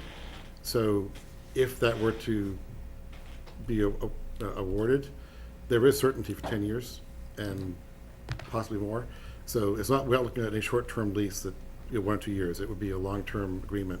I think the bigger issue is the near-term demand of roughly $500,000, which is what would be required for moving expenses, for other rent and other, other expenses. And we don't have $500,000, right? Yeah, So, I mean, if we did, we have to go to town meeting to get the approval to expend it. Because we don't have it, we probably need to go for a override to pay for it. So, or debt exclusion, some form of override to pay for it. So that has to be taken into consideration very, very carefully as to whether that would even pass. So that's what, so some combination of minimizing that with possibly concessions on the lease, could be a possibility. Yeah, so I want to make a couple of things really clear. The RFP was put together for the express purpose of exactly what you're trying to do. The RFP was put in such that we would reach a decision prior to the December date. And September. September. What did I say? December. Oh, September, sorry. September was in my head. Prior to the September date, such that if Road and Bush won the RFP process, they would know with certainty following September what would happen beyond 2020. That's exactly what the RFP process did. So I'm not sure what kind of information or misinformation is out there, but that's exactly what the RFP process was all about. And at some point we'll get into that tonight. So it was well known. The Road and Bush members who are here have been part of negotiations with me and other members of the review group. It has been very clear what was out in front of them. So it will be, the actual RFP will be accepted in September? Is that that's the date you're saying it'll? I'm not saying it's going to be accepted or not accepted. What I'm saying is that the RFP solicited bids, Road and Bush solicited a bid, and at some point I'll get into the results of that. In fact, we can go right there now if you'd like. 'Cause I think So it's maybe a we'll good hear more, segue. yeah, maybe we'll hear more, but yeah, my curiosity would be, if the Road and Bush Center is trying to continue, they want to have some kind of plan Of to course, and continue. that's- So that the timing of all those That was decisions the whole makes all purpose at this. town meeting about why the Board of Selectmen decided to issue the RFP when they did in order to get this process moving, so that Road and Bush, one way or another, would know where they stood. So there is no lack of clarity with Road and Bush about any of that. So Road and Bush will sign and leave in August, I think you said before September, and on that same time, they'll know what their fate is in terms of the They lease. presumably would, prior to the attorney's letter and the phone call yesterday, that's exactly what would have happened. Well, if we wanted to, I've been in a million businesses where attorneys get involved, and Me too. I know the track. But if we, as a town, want to get it back on track and spend our money pursuing this thing rather than. We should probably do some So- things that are more productive than what's going on right now. Thank you. So, with the, so the RFP went out, and we had one bidder, that was Road and Bush. The RFP, it's the official name, Road and Bush Request for Proposals Review Group. I didn't have a business card for that. There was a member from the Finance Committee, myself, the Assistant Town Manager, and the Finance Director. We, by RFP requirements, are based on the RFP that we issued, have to go through each one and say whether they met or did not meet the requirements of the RFP. We met, so the proposal came in, we met with Road and Bush. The first time, one of the requirements that the Board of Selectmen asked for was a contribution towards the debt service. So the $7 million renovation, from which some entity is going to benefit, carries with it $150,000 a year of interest that the taxpayers in town will be paying. The initial submission by Road and Bush did not have a contribution related to the debt service, but it did meet all of the minimum and competitive evaluation requirements. So we asked for them, since they were the only bidder, we asked council if we could sit in negotiation with them and talk through their proposal and see whether they would be willing to consider some other things. We had a chance to go through Road and Bush's audited statements, their financials. Some of us had good long discussion with the finance director, who was also present at that meeting for Road and Bush. They went back, I think we met about a week later with a renewed proposal, again, prior to the letter and the telephone conversation yesterday. Road and Bush came back with a modified proposal, including a modest amount towards the debt service. So from the review committee, basically all we can do is basically say whether they met all the requirements that were in the RFP, and they did. So the purpose of tonight was just to share that with everybody. In the packet is the details of their lease proposal,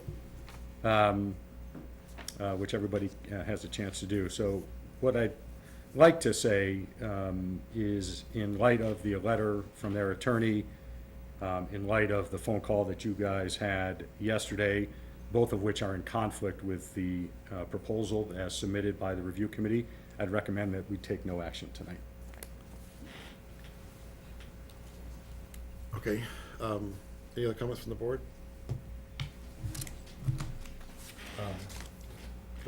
I'll comment that I agree with Mark that it's hard to move forward with a lease with the letters that are in front of us and the terms that are being asked for. It's hard to move forward awarding that RFP under those conditions. And I would observe two things. One is, we have a three-person board, not a five-person board tonight. I prefer not to make long-term controversial decisions for the town with 3 out of 5 members, so I prefer to have a full board for that. Also, based upon our phone conversation, the extension of the lease becomes part of the bargaining process to get a resolution. So to make a decision upon the lease kind of removes a big chunk of our discussion. So I think it'd be premature to do it as well. So I think we just make no decision upon that tonight. I think we'd agreed to continue discussions with our respective councils and see if we can't make something work out for everybody. Just one point of clarification. It isn't an extension of the lease, it's a new lease. Sorry, thank you. Alan?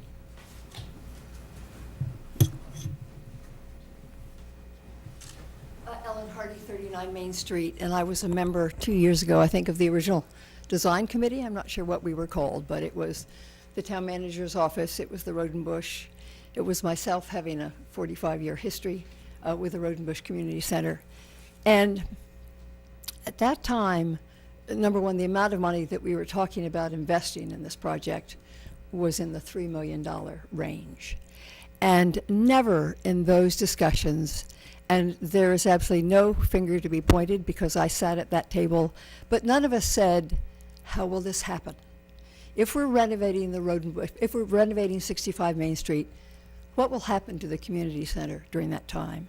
We didn't even ask how long it would take. And it was news to me, and I know it was news to Rodenbush, and I think it may have been news to everyone.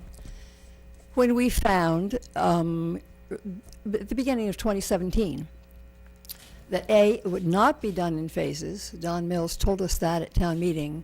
It would be a complete renovation. It could not be done in phases, I believe is what he told the town meeting. We were now up to $7 million, and the community center would have to leave for a year and a half.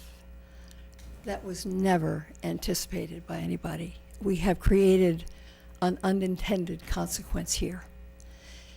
Nobody's fault, nobody's intention, but we're in an untenable position for the selectmen and for what has served the town as a community center for the last 45 years. I propose for you to mull over, and I'm glad you're not discussing it tonight, because what I'm going to propose is just so off the wall, it will take at least 2 weeks to ponder it, if not longer.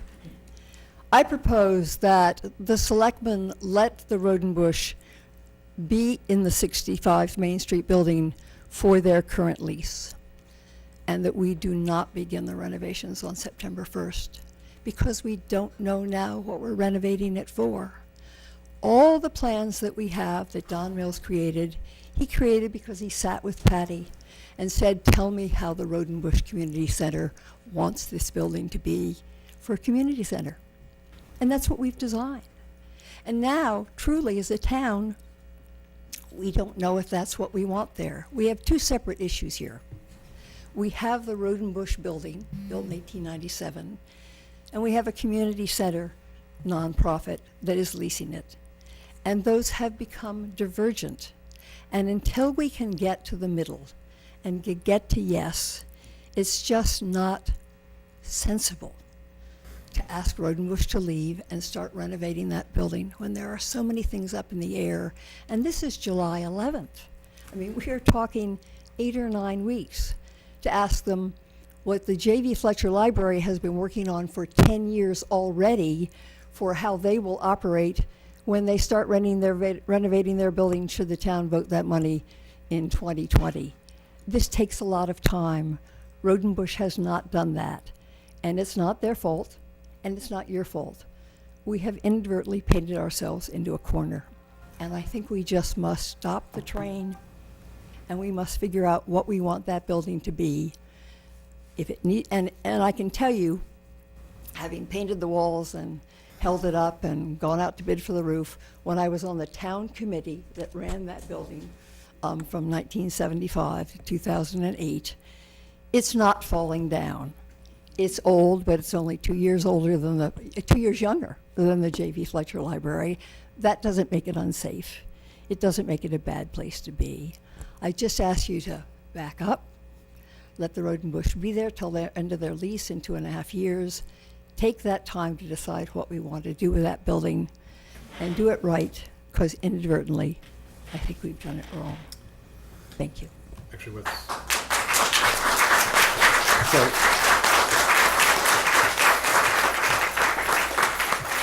what's a little bit scary, all is that that's all that off the wall. I thought about it too. There are certain considerations, and you're certainly right. I think perhaps downplay a little bit we always plan to do sprinklers and electrical, so I think there's always going to be some need to leave for some period of time, because with no power and no water you couldn't function. But you're right, we had discussed this board, is it sprinklers, an elevator, is it elevator and roof? There was that, so the length of the stay, I think, is changed, but the need to leave, I think it's always been there. But on our side of the, selectman side, if you will, town side, there is a cost to not beginning construction, because there is an escalator in construction costs that's going to be significant over 3 years. So it's not a cost-free solution, but no, it's certainly worth keeping in mind. I appreciate that. I would also add that things have become more complicated in the last couple of weeks. So there are other factors that need to be determined as well.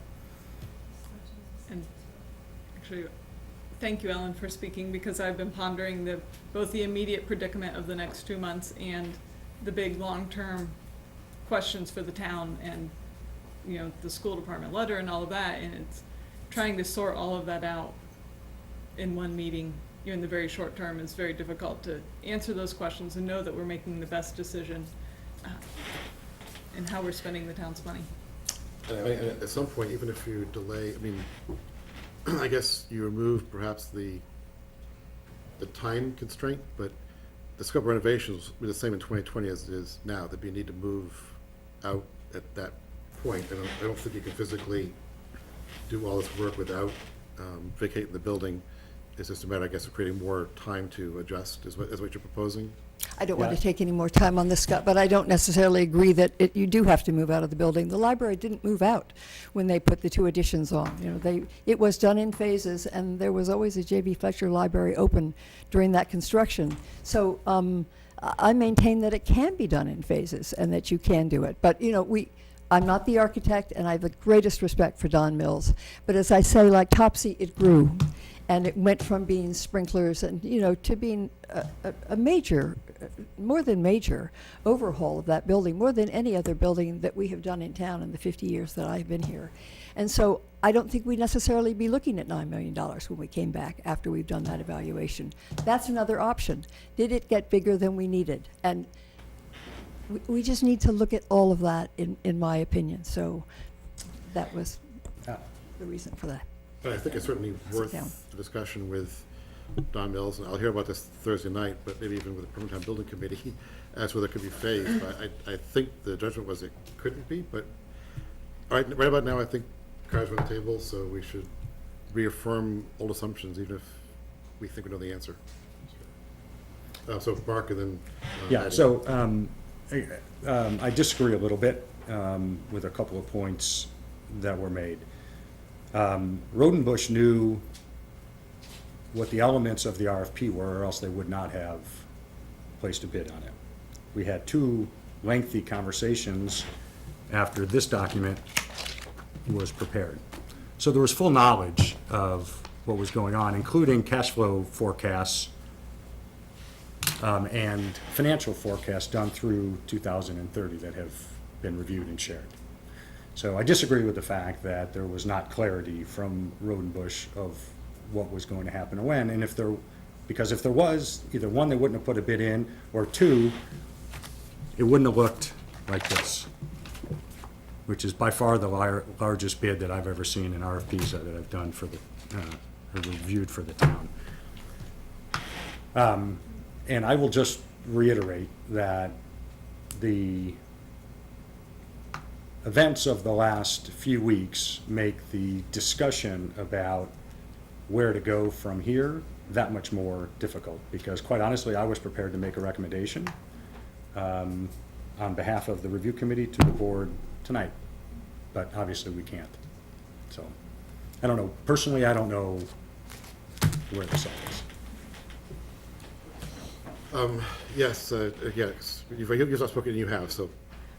Gloria Ladies Laredo, first. 112 Parkhurst. I think there's a lot to be said for slowing down and reconsidering this. I think there's just been so many contradictory things said here and in town meeting about this. I know at the time there were many of us who were opposed, and we were under the understanding that it was going to be kept as a community center, which immediately made us change our vote. That was truly the understanding that a lot of people in this room and in the community have. So, then to entertain this school thing when we had that agreement, it just really feels like things are a tad bit out of control here. And I agree with Ellen's point. I think we need to step back. Why are we gonna renovate for a community center if it might not be a community center? We're talking $7.5 million. There's no reason why we need to run into this. I think there really needs to be a lot more clarity as to what's going on. I understand what the community center has done. If we could let them know that they're gonna be in there, I suspect they may retract or change their position. And I feel like this is kind of spinning out of control and everybody should slow down. Well, like I said, we potentially could have gotten to that point tonight.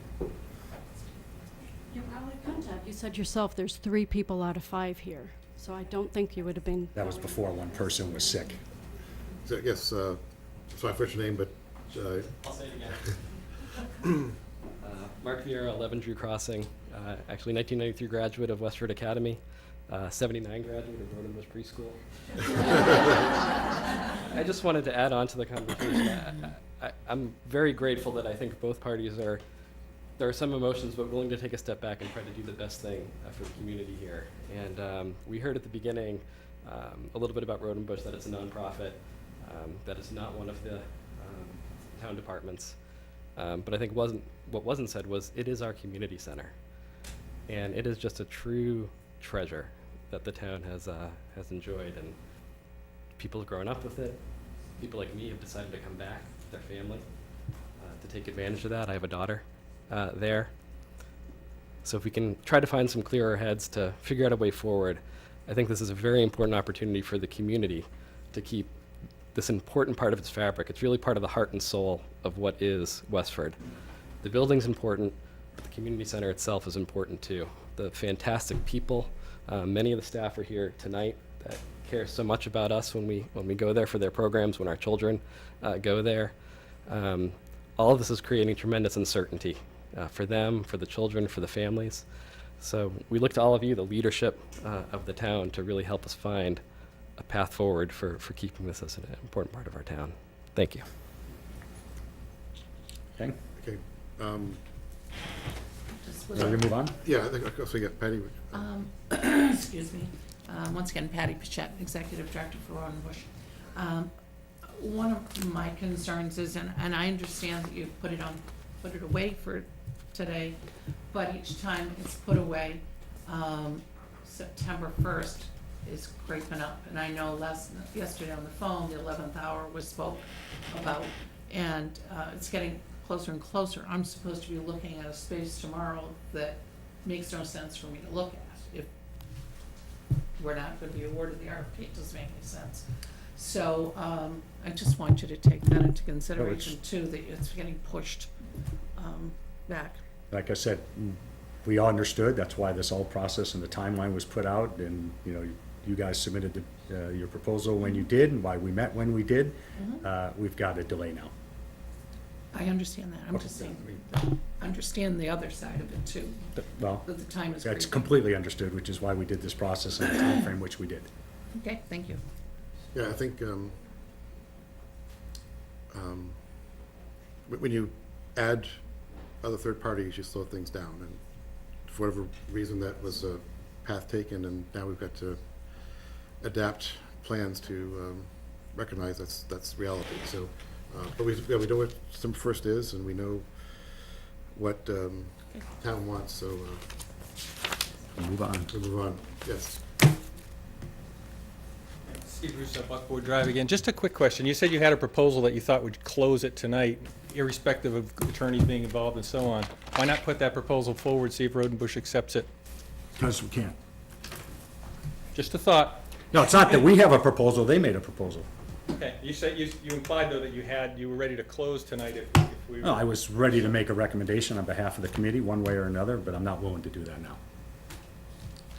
Okay. Not sure what that means, but. What it means is we have a letter from an attorney and a conference call that happened between two sides of attorney with no agreement, so it's imprudent on behalf of the taxpayers of the town to make any recommendation. Okay, so let's close it up. Go ahead. Hi, Mary Yao from Cobblestone Lane again. September 1st is coming pretty quickly. Are there financial or contractual obligations that will be changed, or any penalties if it doesn't start exactly on September 1st, if it were to be October or November or December? What happens to the town if it isn't started exactly on that date? We have to make a decision on awarding contracts very, very soon. Because if we award a contract and then can't do the work, there are guaranteed penalties in doing that.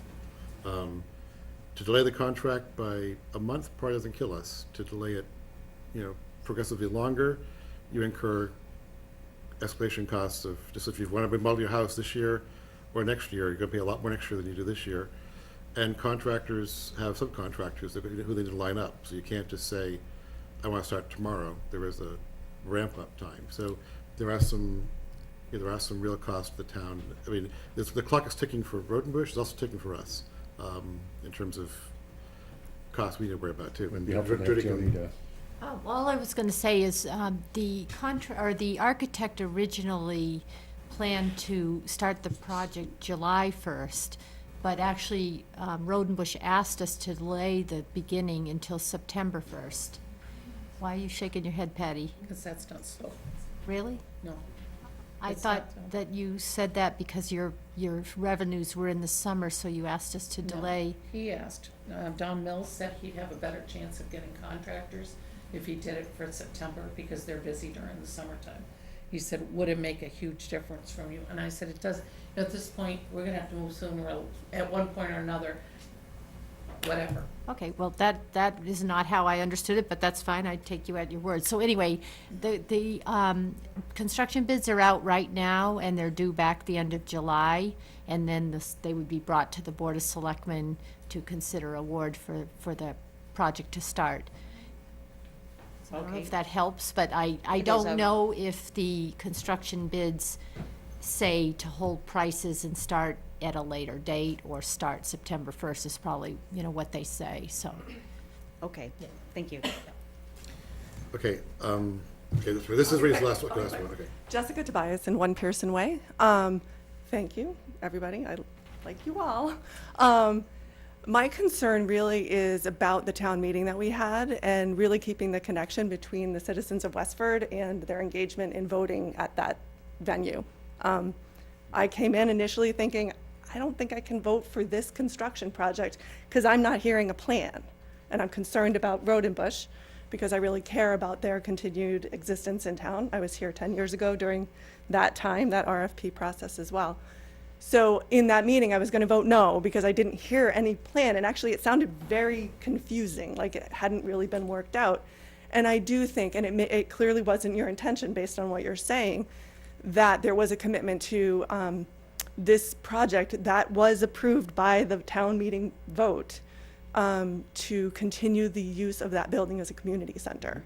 And so my concern is ignoring the RFP, any legal things, the school, and I was at that meeting for the school override vote, so I care about the schools very deeply. That the people of the town, I really think the intention of that vote was to support continued function of a community center in that space. And if these negotiations don't work out, or if we decide to put the school department in there, I think we're going to have a backlash of people who voted for the continuation of a community center there, and then feel a little bit hoodwinked that it took a turn at the last minute. So I think I would caution action, and I really would second the suggestion to slow down and make sure we're making the right choice with our finances and with the intentions of our citizens. Yeah, that's exactly why I tabled the school discussion. I wanted to make everyone aware of it, so there's no discussion of you knew it and didn't tell us, so I want to make it publicly available, but no, I don't make no decision, and we'll talk to the schools and see what they're. But we voted under No, I understand. we voted without that consideration. We understand. voted with the continuation of a community center. That's my concern. I hear you. it is, Elizabeth. sorry. I would add to what you just said, that if the voters knew that we had that agreement, what was agreed at town meeting, we're now adding in the financial requests that Rodenbush is making. So if that request had been on the table at town meeting, I'm not sure how the town would have responded. So for me, what's the discussion here tonight is not completely equal to the discussion we had at town meeting, because the circumstances have changed.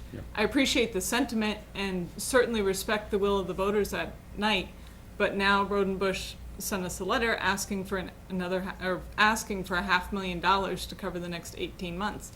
And I can't 100% equate the conversation at town meeting with the conversation tonight, because if we had said at town meeting, everything we're discussing plus the town is going to pay Rodenbush $500,000, I don't know I'm not sure if town meeting would have voted the same way.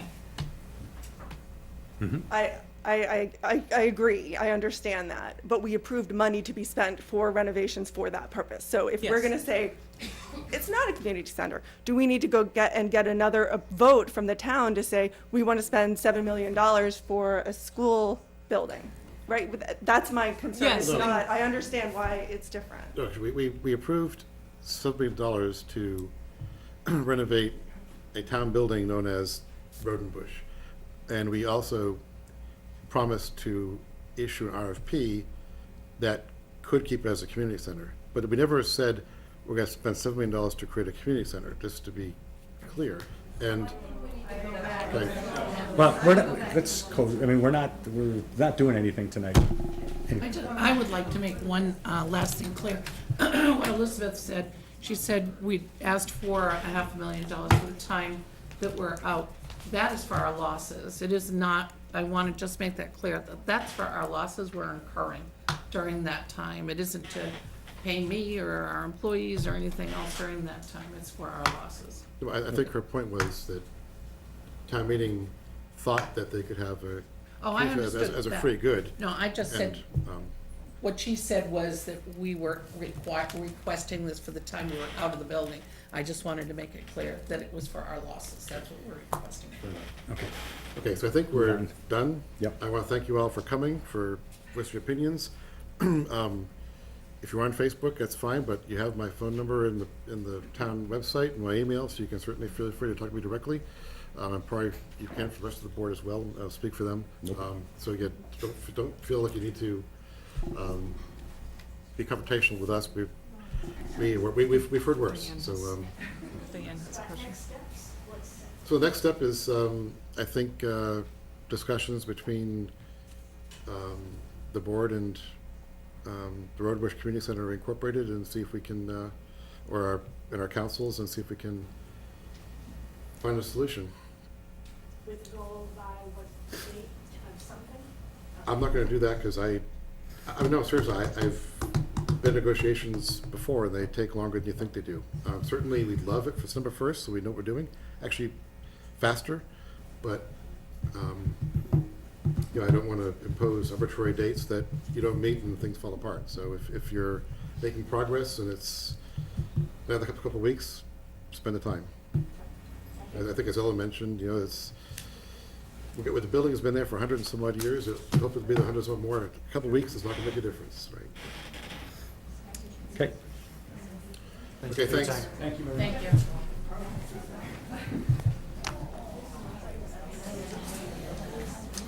You want to let Ellen know about the case she's staying for the finance committee thing?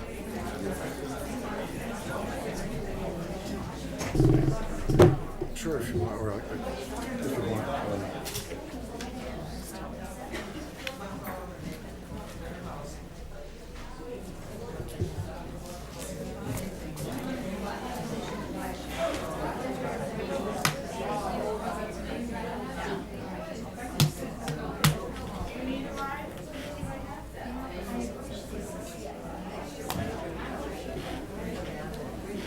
Oh, good, he's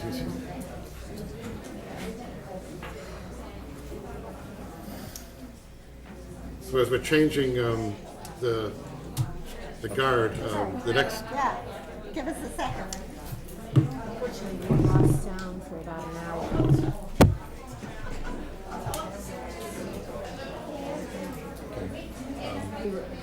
Maybe they can get it back in the broadcast.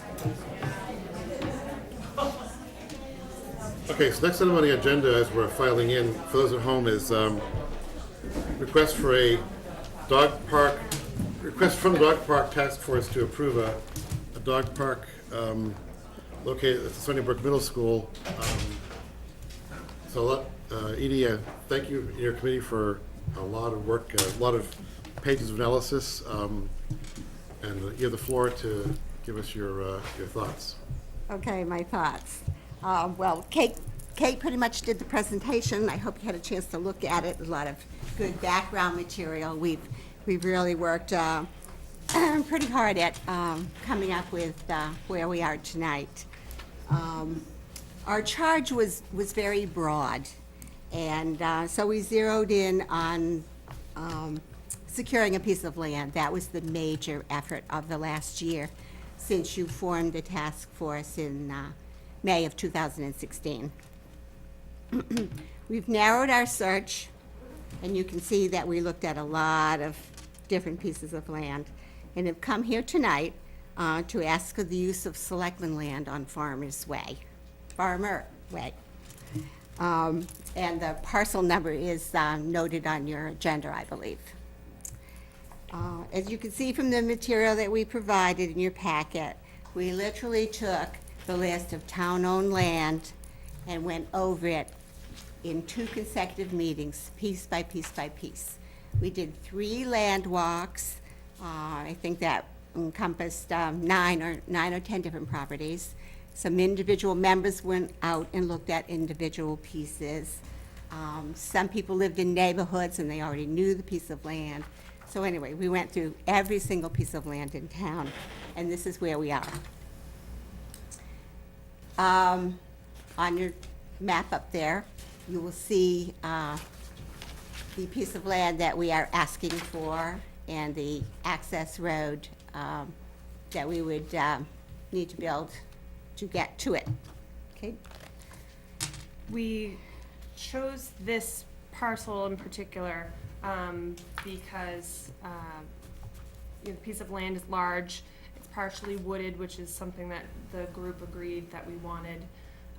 There is existing parking, although there is also obviously the potential to add parking so that we can make that space handicapped accessible and so that we're not taking parking from any other entity that's in that complex.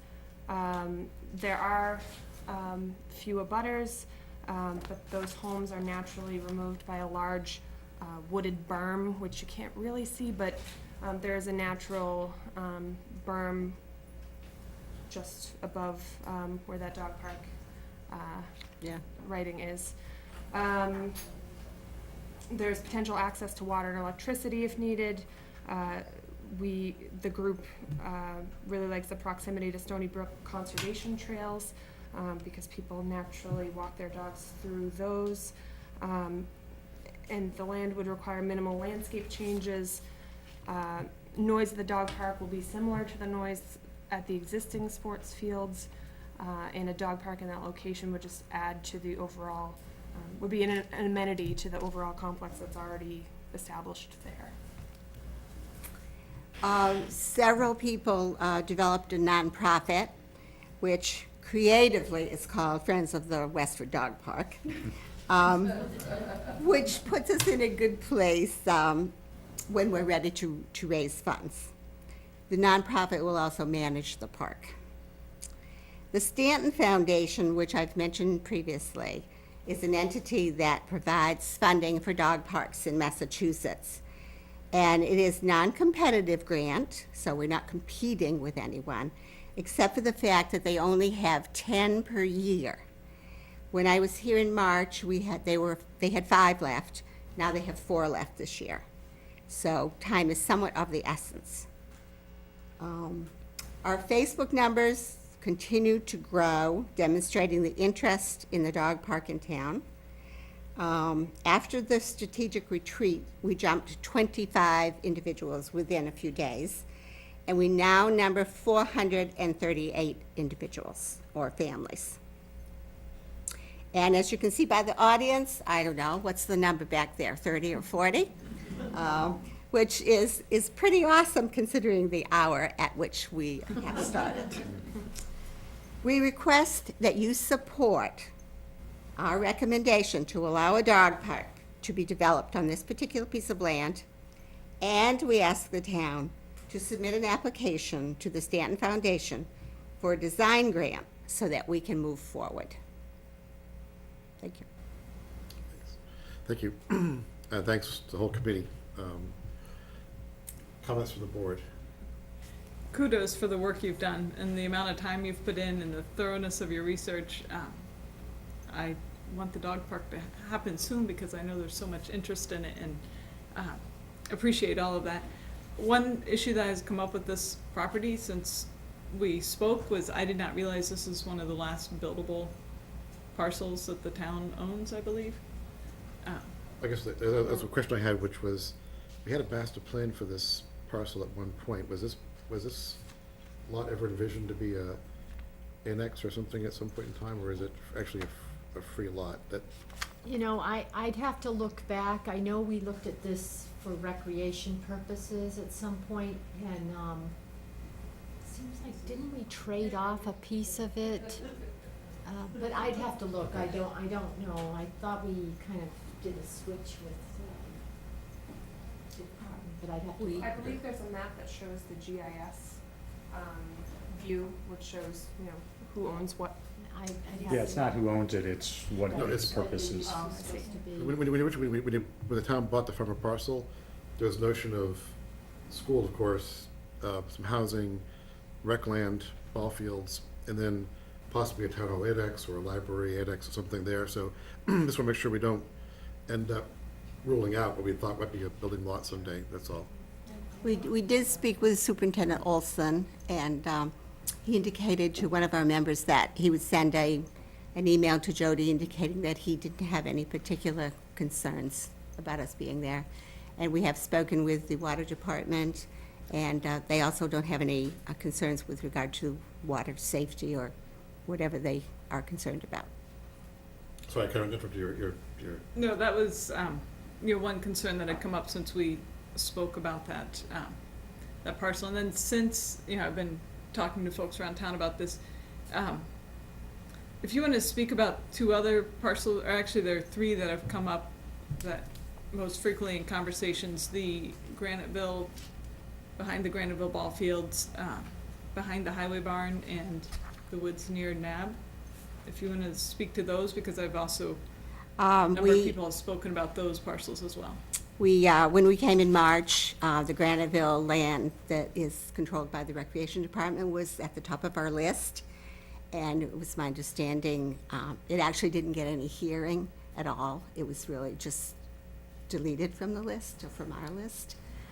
We did go to the Highway Department with several staff members, and they indicated, or they felt as though that was too busy a site, and the land that we thought we could use was accessed by one of the utility companies, and they were quite sure that we would not be able to use that access road. What was the third one? NAB, the woods NAB. beside NAB. We seriously looked at NAB, or seriously considered it, because it is quite attractive. But the committee was concerned that it was too close to the elementary school, even though the access was reasonably far away from the playground. It still could attract, undesirable people to that area. But did the schools have any objections to it, or is that just Not to my knowledge. okay? We didn't propose that parcel to the school department because an overwhelming majority of our members were voiced concerns about that parcel. I did mention it to Bill Olson when I accompanied them there, and he didn't have a concern. I don't think he wanted it right next to the school, but there were 25 acres, so, you know, he felt as long as the entrance was off a plain road down, that he didn't have a concern. But, you know, but that may be different than what the committee wanted to do, so. Mark? Yeah, so I had a few questions. I'm a little surprised that the schools are so supportive of this location, given its proximity to Stony Brook and the noise. A couple of things. One is the noise. My dog's not a big barker, so it probably wouldn't be a big deal, but I know a lot of the bigger dogs that go in are. So I'm a little surprised by that. I'm also a little surprised that there isn't a concern either from school buses or parents dropping and picking up kids all through the day, because there's a decent amount of traffic depending upon what time of day you go through Stony Brook. I'm a little surprised that Bill is not concerned about any of I didn't hear those. anything from Bill, so he didn't send me an email. I think he's on vacation now. We I have think a the school committee member person. here, if you can- Yeah, she was the, Well, I think we know where she stands she spoke because. to. I was hiding. Avery Adams, School Committee and Dog Park member. I did meet with Bill on this proposal. He immediately saw it and said he did not have any problem with it because the parking access was away from the school and not on the road closer to the school where the school bus flow and pickup and drop-off flow is more prominent. He was okay with the access to the parking lot up there. And he felt that the noise would be abated enough with the tree line. So it's not the parking that concerns me, it's the. Traffic The flow. yeah, just the traffic, in the morning and at 2:30 or 3 o'clock, whenever. it Right, gets he dark. was okay with it over there, he didn't want it any closer to the school. Okay. The school committee has not voted on that, correct? Okay. And then, my other question is, abutters outside of the school, have you talked to any of the I abutters? sent 4 abutters letters.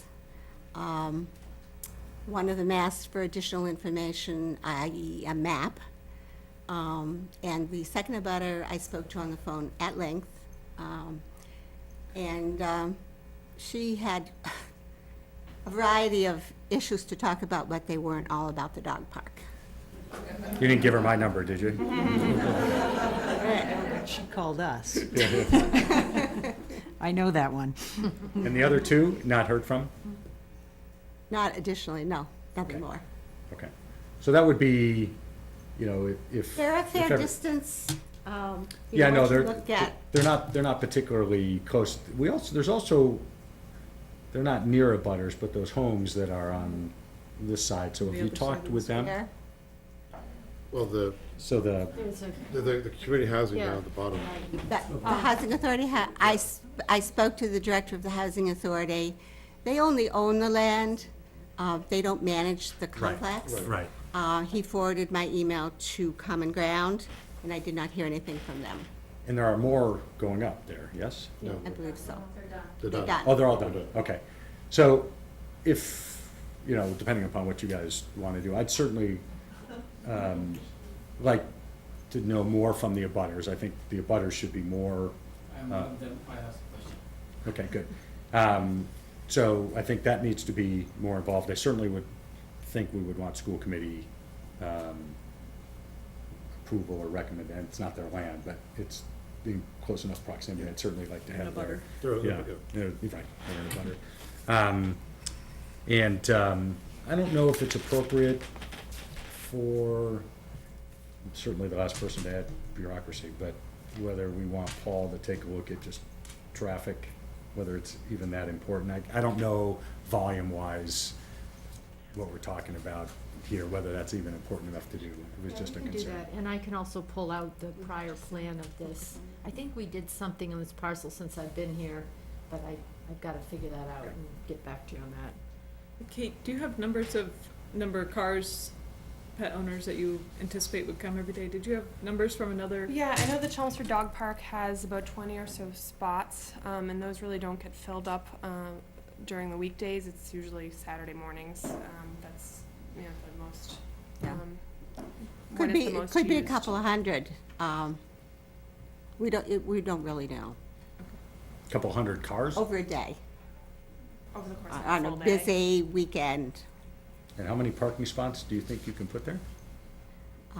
Without a design, we don't really know. So I don't think I'm certainly no engineer. But doesn't seem like it would hold many more than Well, we 15. should ask. Yeah, and Paul once we had a design, you would have the option Yeah, of okay. making comments on a design. I would think, well, but we don't want to, I think, maybe that Paul and Jeremy could eyeball it and say, Yeah. the community gardens, you can look and say, okay, we can hold about 16 cars, whatever the number is. So I'm sure they could say ballpark, and we could say, does that meet your expectations? If it does, great. If not, what's plan B? Because we can't have cars parked from away with the school buses and stuff coming down, so. Yeah. Of course. I don't know, is the board done? I want to make sure we hear from the. Yeah, for sure. Please, tell us who you are and questions. So I'm Ram Bhatt. I live on Unicorn Drive, which is just 1 block away from Farmers Way. So from the backyard of my property and also my neighbor's property, I looked in the map. So first thing is that we were notified very late. We just got notified only 3-4 days back.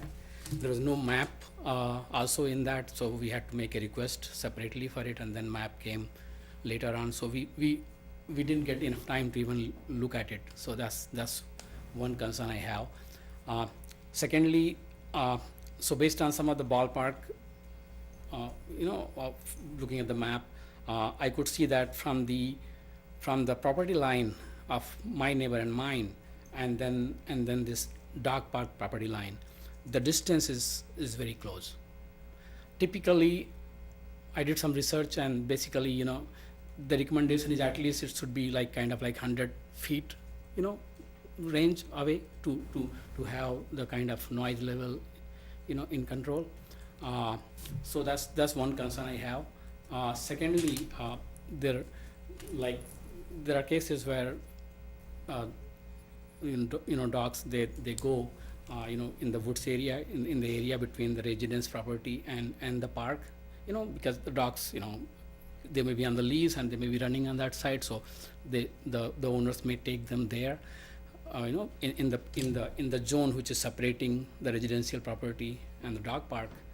And then there could be possibility of dog waste getting, contaminating our backyard, which is very close by, in this case. Where are you on this picture?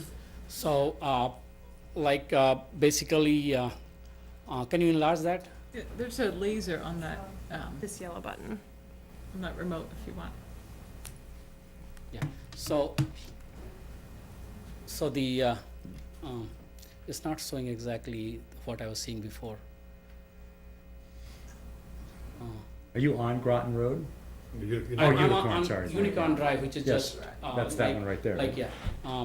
And in my backyard, there is a trail through which some of the neighborhood kids walk to school. They are walker, basically, from Stony Brook Middle School, within 1 mile range, people have to walk or take their own transportation. So there are kids who walk in the trail in the backyard, and we neighbor basically of Unicorn Drive, we maintain that whole, patch of trail. And my kids walk, went through that to middle school. My neighbor's kid and other kids go through that. And so one of my concern is that there is going to be, safety and security concern for those kids, because they will maybe scared of all the dog barking and fighting, in the park, or even some dogs coming So where, in the area.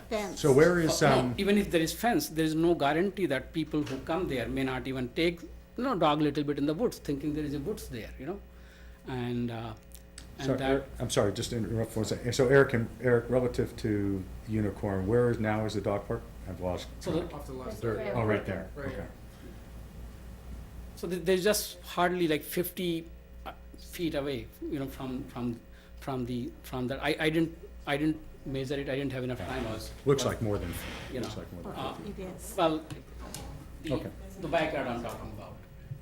So you're asking that at least 100 feet, That's the at recommendation least I've been seeing, 100-foot yeah. buffer between the dog park and any And yards. the property line, yeah. I think that's helpful information, Yeah. any location to be thinking about. Yeah. Other thing I'm concerned about is that,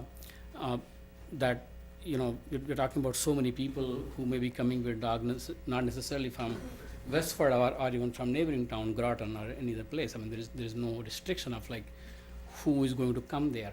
And there are kids who also walk on Farmers Way after the sports activity is over. The part which is right next to that proposed dog park, that whole parking lot, kids, parents park their car, and then they have all these soccer and everything going on there. A lot of sports activity happen for the town there. So that whole parking lot is normally full, and then there are kids who also walk on that road just to be picked up by parents even later on. Not necessarily they're waiting, because they have sports activity, so they later on walk on the road, and they get picked up.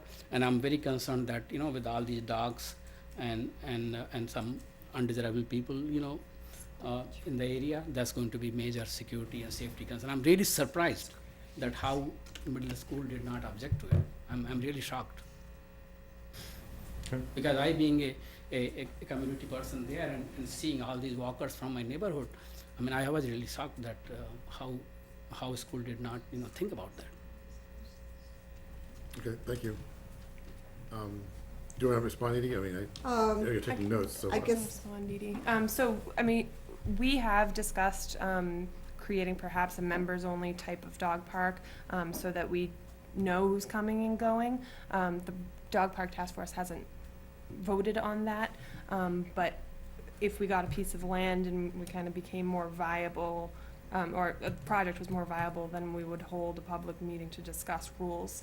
And I also just wanted to remind the board that in our charge, we are, or it is suggested that we get an abutter to join our task force if a piece of land is zeroed in on. So we would be happy to work with any and all abutters that have concerns to make this, you know, the best park possible for everybody involved.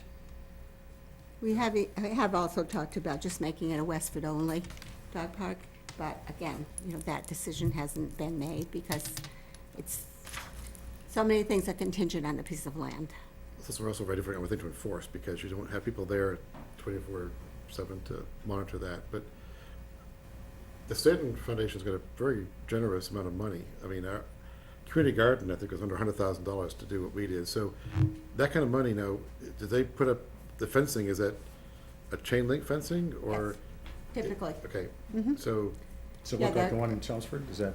Like the one in Chelmsford. Yeah, the Chelmsford Dog Park was built basically with Stanton Foundation money to the tune of $225,000 plus or minus. Is there an option to do one wall of it with, say, wooden pellet saves, so that would knock noise down? So Yeah, I rest mean, be- again, it all comes down to, you know, getting it designed. What do people want? What do people need? What do, you know, Yeah. what are the butters like? You know, what's the contour of the land? It all. I was thinking a way to keep it attractive and rural without, but still knock some of the noise down, that was all. That's a good idea. We're open to, you know, any creative ideas to make this, Work. yeah, work. And I just wanted to also point out that, we shared with you the budgets from Chelmsford, the Chelmsford Dog Park and the Arlington Dog Park. Both towns took advantage of the Stanton Foundation grant. They spent the majority of the money that was available. We foresee making a park that's kind of a little more minimalistic compared to Chelmsford, say.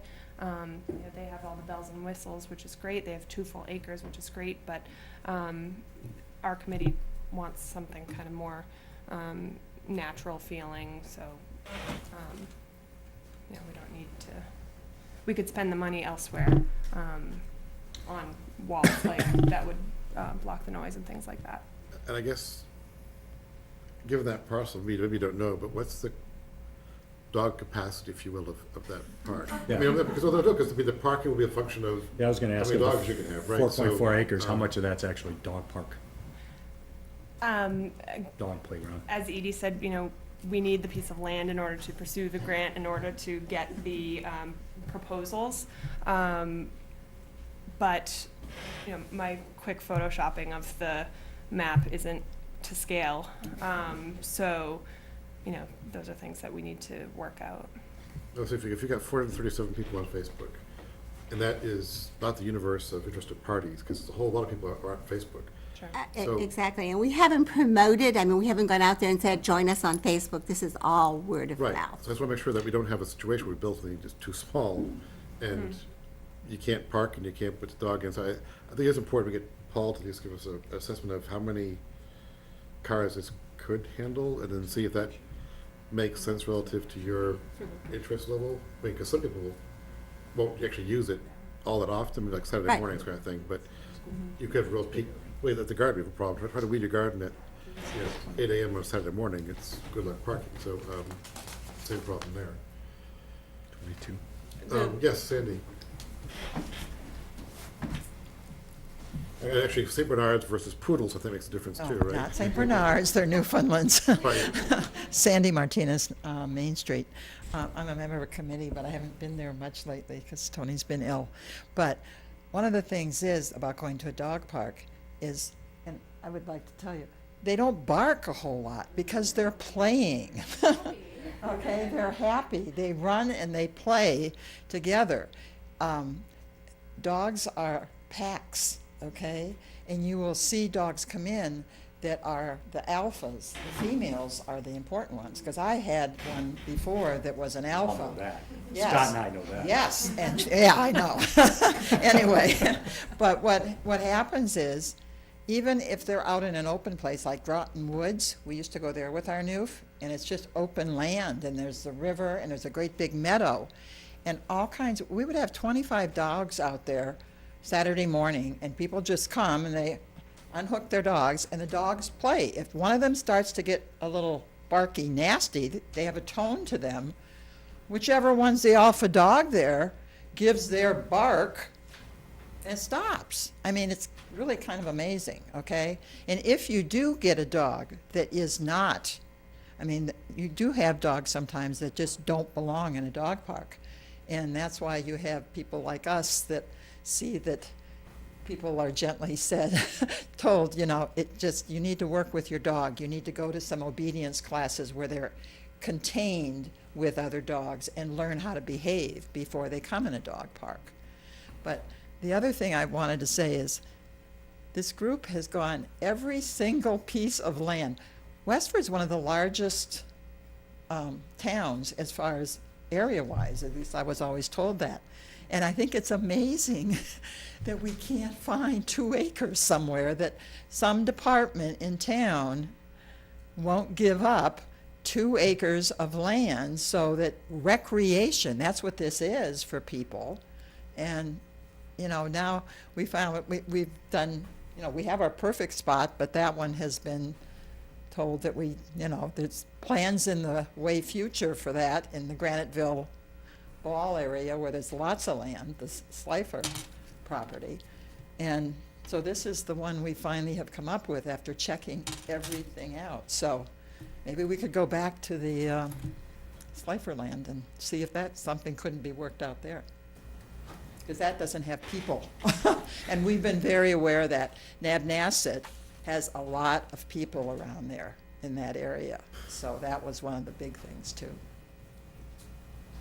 I would just like to comment on dog waste, if I might. Go ahead, Edith. If I could just comment on dog waste for a moment. For people who don't have dogs, they think dogs just crap all over the place and everybody just leaves it all over the place. I will challenge anybody in this room to go with me to Great Hill in Acton. It is an open area where Acton allows dogs off leash, and I will challenge you to find any dog poop in that 2 to 3 acre piece of land where the dogs can actually even swim. Okay. Because As dog I- owners today police themselves. You wanted to say something, I think? quick comment. This parcel of land is not flat. Is there any plan to make it flat? Because one of my neighbor, they have dog and they have fence. But what happens is that during snow time, when there's a big snow, like 2 years back, when we had huge pile, the dog used to go past there and come to our property all the time. This land is slanted, and there is very high chance that when there's big huge snow, one side completely, you know, is like that, and then dog can easily, you know, run out of it. It was a sand pit once upon a time, that's why it's a bowl, yeah. So that's one thing in winter, you know, is something. Make a proposal. Yeah, well, I think, so, I do want to hear from, Hi, my name is Linda Wyke, and I live on Hidden Valley Road. We could probably, if maybe, could it happen, all day long. I think the pathways are open to people with dogs on leashes now, aren't they? As we said, dogs don't make more noise when they're playing, they make less. I think the people who care enough about their dogs to bring them to dog parks, who perhaps might have to go through a process to be allowed in that dog park, could be viewed as perhaps on the upper end of responsibility. Yes, there's certainly people in this world who own dogs who aren't terribly responsible. You probably aren't going to find those people working to get themselves into a dog park. So, could snow build up and maybe there might be an easier jump over the fence? Yes, but I'm going to be in the dog park with my dog right there. So if my dog gets over the fence, I'm going to be getting my dog in a very short amount of time because I don't want him running in your yard or anybody else's yard. It's not safe for my dog to be running in your yard. I don't know who lives in your house. So, I think we could if it a lot and we should if a certain amount, but I think if we, I think that people who want this want the best for their dogs, want safety for their dogs, and safety for people around their dogs. I think that, that parcel, if you're worried about undesirables, it has people coming in all weekend, all during all the seasons of sports from all different towns. So you can't control who comes, there's not a lot of control as to who comes to that place anyway. So, to think that the dog park is going to escalate that to a huge amount, I think is a lot of creative thinking that, is kind of imagining the worst, that it doesn't need to be. So, I think that we have to be a little bit careful to limit this or to put this on hold because of imagining the worst. Because I think that we could have taken anything that happens in this town and played that game. So I would caution, about worrying about extreme situations and holding something up because of it, because of those imaginings. Thank you. So, I think it's late, and I'm not sure we have a decision right now. I'm hearing, because there's 3 parcels that I think we kind of like and you kind of like, and maybe the NAB one is not the best just because there are a lot of abutters, and but certainly this one and revisiting, if we could, that rec land perhaps with rec. To me, this seems like the most popular recreational activity we have in town is dog walking, right? And go to East Boston camps, people are walking there with their dogs, and actually you get a connection through Spinsky land to the ball fields. So I would love to see that work, but I can't speak for other departments. But And therein is the problem. Right. I think it'd be worth maybe one more You've been conversation. told as a Board of Selectmen that land is off limits for a dog park. So In no I agree. uncertain terms. I think there needs to be a plan A, B, and C, and each one needs to be taken a look at. I'm concerned that this piece of land is too small relative to what you think you're going to have happen there. And so I think How would you say that? why would I say that? Because you have 460 friends, of which very few But not of the everybody. rest of the town, let me finish, have an idea of wanting to go there. So I'm just saying, I think there needs to be a plan A, B, and C. If this is your A, we still need to, I have various questions that I would like to have addressed or answered. If NAB is plan B or the rec land is plan B, then I think we need to have further conversations. I'd hate to rush into this as the only option and then start over if something came back on this one that we didn't, or someone else didn't like. Can I Right. speak to that? Sure. Hi, Kelly Wong, task force member. I've run a, I love the little, we need those for the board. we'll get you some. The little targets, maybe. I've run a doggy daycare for the past 12 years. And I think that what you're envisioning is a little different than what's actually going to be happening. In terms of thinking about parking, yes, dog parks are busiest on the weekend mornings. But dogs, like us, only need so much exercise. The most time most people spend at the dog park is somewhere around 30 to 45 minutes.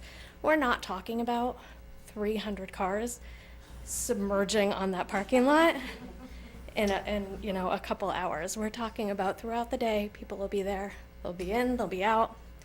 And if we make it Westford residents only, that very much limits, no matter how many friends we have on Facebook, those are not limited to Westford residents. How many dogs are 2,700 dogs, registered? at least. Yeah, my only point is I go by that Chelmsford one often. That is a large piece of playground. And when I think about that size playground in this location along with some parking, I'm not saying I'm not in favor of it. All I'm suggesting is I think we need a plan A, B, and C for this information to come forward before we make a decision. There's a lot of unanswered questions. I mean, I don't need to hear all the other reasons why this is great. I get it. I'm concerned that some of these other questions, I don't even know if the school committee, once they hear all this, is gonna wanna go, is gonna, agree with Avery, maybe they will, but we need to be prepared for that. If you think the rec land is still a number one for you, then we should be having more involved conversations maybe than we've had. I know we haven't had a conversation with the rec commission. And if you want us to do that, then we should do that. Scott, is there a process for our board to approach the rec board and say, hey, we want to talk about a recreational amenity on some of your land? You can always have a joint boards meeting. Can we request that? Right, I mean, is that parcel at the Graniteville Fields your number one choice? Yes. It was at one point, but I can't speak for the group. They're speaking for you. We do meet on Thursday evening. It does was offer at a one lot of point the- our first choice. It offers a lot of the amenities that the dog park needs. The parking's already there, connects to the trails. There are no abutters. Water's there. Water, electricity's already on the site. So this is kind of silly. We should at least have a conversation with them before we make a decision. Yeah, I mean, I agree with you, and I think I like the A, B, and C parcel if you have three choices. And then I want to make sure we notify abutters within 300 feet would be a typical notification. And we can help you with that. We can find that and help. And just make sure that we cross all our I's, T's, dot our I's. It's a little late, yeah. So, but maybe Edie, at your meeting this week, if you could prioritize the top three parcels, then I can help you make sure we get everything we need to get back to the board for a decision. And if that includes bringing the rec commission to the next meeting to discuss it, then that's fine. Yeah, I think, this is great. It's a lot of work. But as with the last discussion, this is going to be around for a long time, we hope.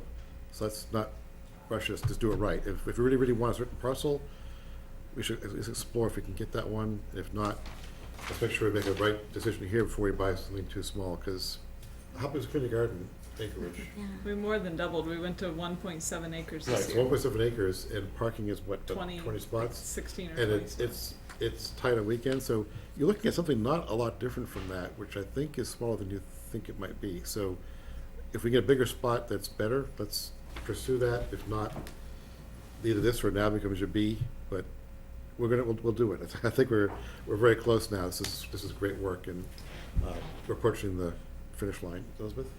I know you want a final answer on one parcel, so you can start working on that, but I think by keeping three in play right now, when you go to the school committee, you can take both NAB and Farmers Way, and you won't lose time then. If one falls through and you have to go back, then at least you already have that conversation completed. Unfortunately, what this does is it delays us going to the CPC for the $22,500 that we need in order to apply for the design grant. Right, but that's, you want it for fall town meeting, right, for October? Yeah. Town meeting? I mean, we can put a placeholder on the warrant anytime, and so you're guaranteed a spot on the warrant, and you have to talk to CPC about how long they want to have for between decision application, but we do have some time here between now and October, and we can, manage that process, I think, to It's my a degree. conversation with Jesse Byer. was that he would put together an August meeting for us to go to make the request for the funds. Okay. Okay, yes. Can I make a motion that we have a joint meeting with rec so that we can get that scheduled and move along on that parcel to see if it's at all a possibility? You certainly can. All right, I move. You moved? I moved. A second. All in favor? Aye. Okay. And Thank one you. thing I just want to add, though, is I don't believe the school committee is meeting until Till August. August. And I don't remember the exact date, but we need to be sure we are Avery on does. that agenda. Oh, Avery, sorry, forgot you were here. Yeah, I believe it's the 14th. 14th. I'm already on that agenda for You are on that facilities, agenda. but we want to be sure we're on that because I think we definitely need that vote before you go to CPC. So make sure CPC is after that meeting. Or do we want to have a, I hate to say this, but a joint boards with school committee because of Road and Bush anyway? Or we're going to do that at a regular school committee meeting? Well, that's up to all of you, but they aren't planning to meet again until August, so. Okay, fair enough, okay. August 14th it is. Is it helpful if they talk to Bill Olson before then, so they Oh, can yeah. have Oh, a sense definitely. before they get to that school committee meeting? Yeah, I mean, Plus I'm you happy have to to- work with Bill anytime. Right, Get plus you halfway have to to that. put in materials in their packet, just like Board of Selectmen and so on, so. And we can help you with that too. But I can get the rec commission here earlier than that, so at least you've gotten that Mhm. part handled. Okay. Great, thanks. Thank you very much. You go to bed, we can keep on working. Okay, oh, Is that like the first time in 2 years? I'm sorry, Chris. Chris! Chris! Now for something completely easy. Boring, I hope. Should have put her first. I didn't realize that she was, Well, I was looking. So should I just make a motion to approve the local action? Would that really disgust you? No, I did lose in the scheduling this month. I'm often pretty good. What'd you do wrong? I'm not sure. Chris Clutchman, Director of Land Use Management, and sitting up right beside me is Brenda Gould from Habitat for Humanities. Thank you. We know the hour is late, so I'll try and keep it brief. I think I gave you about 60 pages in your packet. We are here looking for your approval to submit a local action unit, which is part of the local initiative program, or LIP, for 2 units that Habitat hopes to build at the Juniper Hill subdivision off of Graniteville Road. This is a town-sponsored way to get affordable housing. Although Habitat is the developer of the housing, the town is the applicant for these projects. If we submit them, and again, the, Habitat for Humanity has prepared all the materials, and the state DHCD approves them, we will have these 2 units be added to our subsidized housing inventory as we slowly go towards our 10%. And we are happy to answer any questions you have. Okay, just see it. Do you have a map of it, Andy? So the Juniper Hills subdivision was approved by the planning board earlier this year. It is behind 75 Graniteville Road, which, as you're going down towards Graniteville, is kind of between Homestead and Bridge, to the right as you're going towards Graniteville. This doesn't give you a lot of context, What's but the, Graniteville Road is on the left here, and the subdivision goes back Oh, up right, a right. hill. Yeah. And so the subdivision itself isn't actually very visible from Graniteville Road. The owners of the development have graciously provided 2 lots to Habitat for constructing their units. It's right next to the dog park. That's what I was thinking. It's on the same way, same What? place. They would be abutters to the dog park in No. Graniteville. We're not talking about the dog park, but just stay focused, which stay isn't part of focused. that, Graniteville dog Stay park. focused. Stay Which isn't gonna focused. be there. That's not A, B, or C anyway, right? So, okay, I got it. Ixnay on the art park area. Sorry, we still have dogs. she's seeing in the brain. squirrels, that's all. Okay, I got it. Thank you. Any questions for you? No. So, I mean, I guess are these homes going to be basically look like the rest of the ones in the neighborhood? So basically, they're essentially the same appearance, just built under a different Yep, I'll potential ask, I'll let rubric. Brenda Yeah, we're answer going to those. use the same design as Jeff Brem and Joe Flaherty, except he'll have 4-bedroom, 3 and 4-bedroom homes.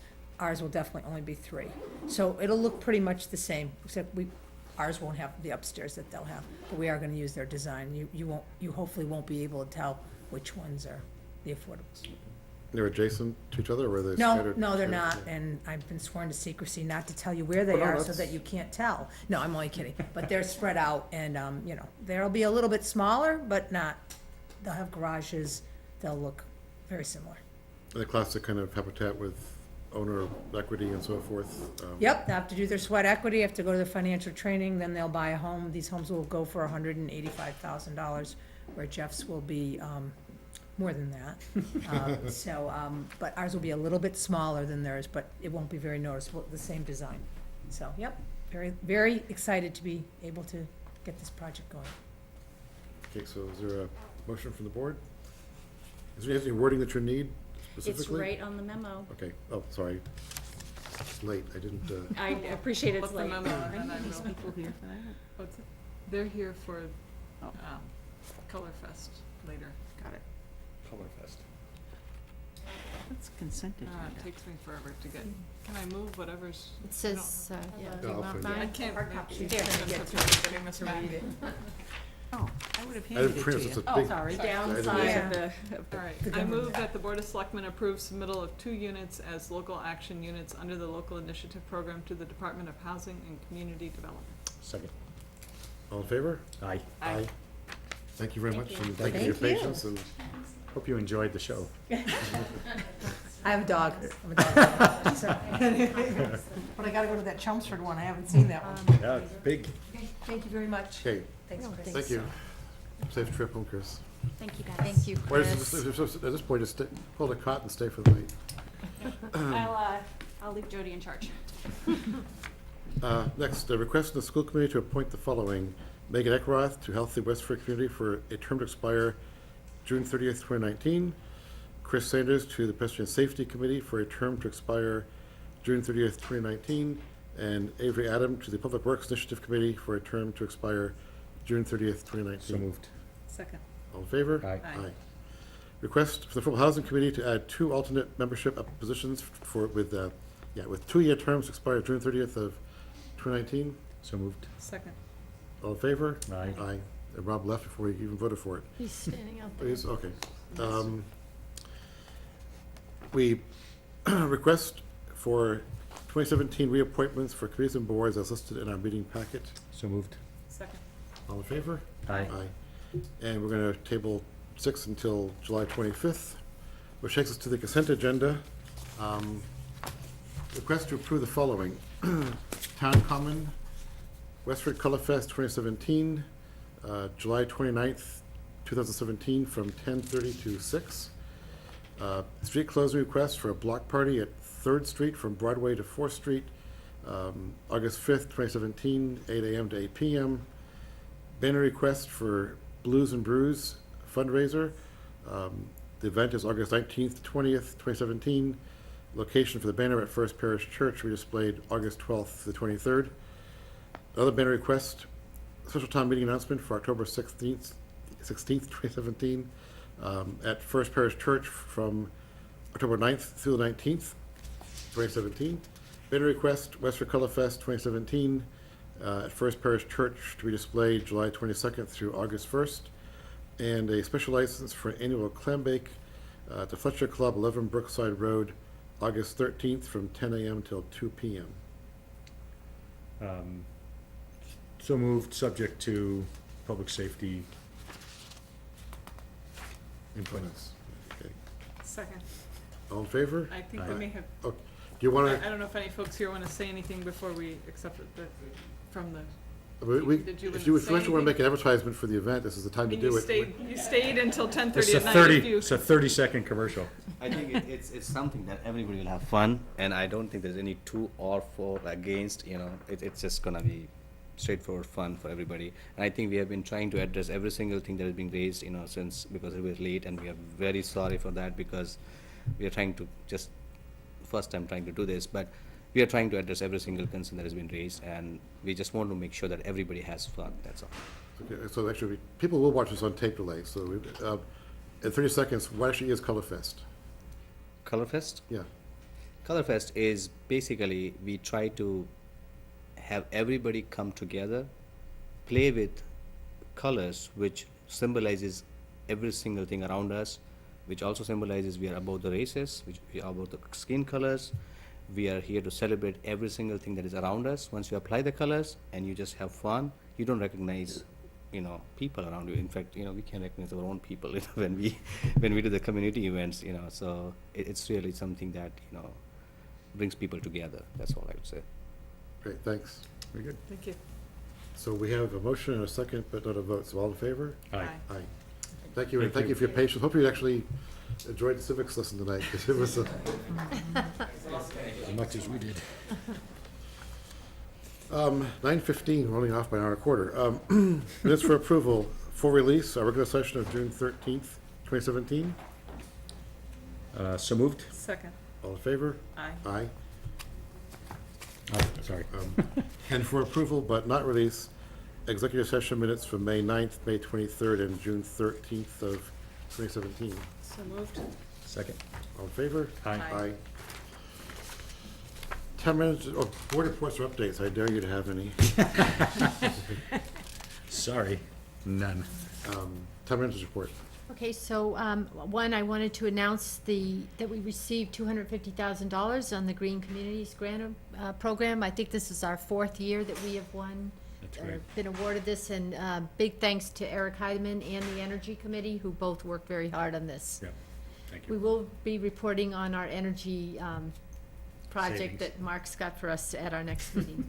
I'm requesting you accept a gift of $72,000 from National Grid for assistance in the installation of the overlay of bituminous concrete, curb to curb, to be used on Main Street and Plain Road. Need a vote on that? Yes, I do. So moved? Second.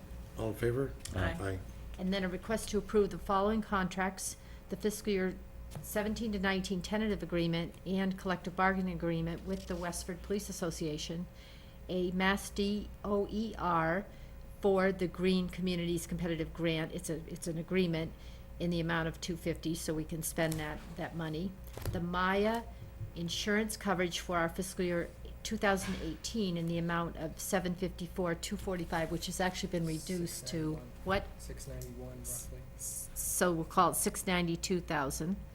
So We what got a percent- sorry, what- credit, okay. $692,000. We got a credit from Maya because we do safety trainings and so on, so that figure's actually reduced. So what's that percentage increase instead of 7? Do you know roughly? I don't have that. I think in his memo, they had said a 10%. We went out to bid. They were the only respondent, but we Right. secured lower than a 7, I Right, would it's, say. right, that's why I was just wondering if. We can tell you Just- that. We just let me can't- know. Matt, or Nat, Dan's not here, so we can't do the math. And I can't It's speak. too so- late, Mark. Too late, yeah, but we'll tell you what that is. But anyway, good job on that, Eric. Yep. The LRTA with the COA, for a renewal of their operating agreement in amount to be received not to exceed $95,202. MDM Transportation Consultants for traffic monitoring at the 540 Groton Road in the amount of $9,500. Smartronics for cloud storage of recorded traffic monitoring at 540 Groton Road in the amount of $11,520. OnSolve for fiscal year 18 for Code Red in the amount of $12,157. Greenwood Emergency Vehicles for an E1 E-Max rescue pumper vehicle and associated equipment for $575,444.36, including the trade-in of our Pierce pumper engine 2. And fiscal year 18 water treatment chemical processing contracts, Univar for potassium hydroxide, the amount of $150,000, Harco's Chemicals for potassium permanganate in the amount of $30,000, Holland Company for polyaluminum chloride in the amount of $6,000, Mann Distribution for sodium chloride in the amount of $1,000, and Harco's Chemicals for sodium fluoride in the amount of $6,000.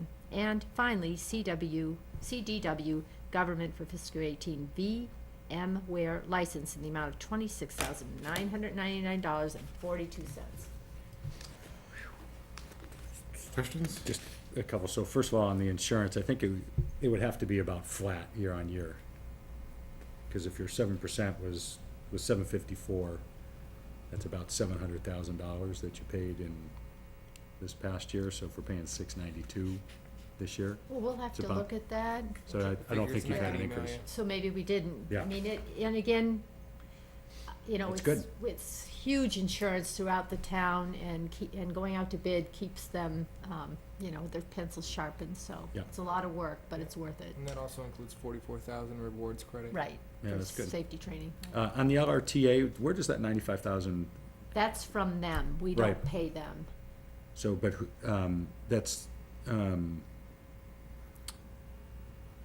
that's going to. That's for where? the vans that we Or at the senior operate. center? Right. Yeah, okay. Yep. Okay. And I just, and then on the, fire apparatus, so that's less than the appropriation, yes? Yes. Okay. I think about 655 is appropriation, right? I think it was. It's just a little bit 615, less. I think. Okay, yeah. Okay, that's all I have. Anything else? Okay, motions to approve or not? Second. All in favor? Aye. Thank you. Motion I'll to, move to waive the reading of correspondence. Get the Second. hang of this. Oh, Pro, very good. All in favor? Aye. That was a lot of correspondence. motion to adjourn. Please, second. Oh, second, yes, yes. All in favor? Aye. We're done, thank you. Thank you.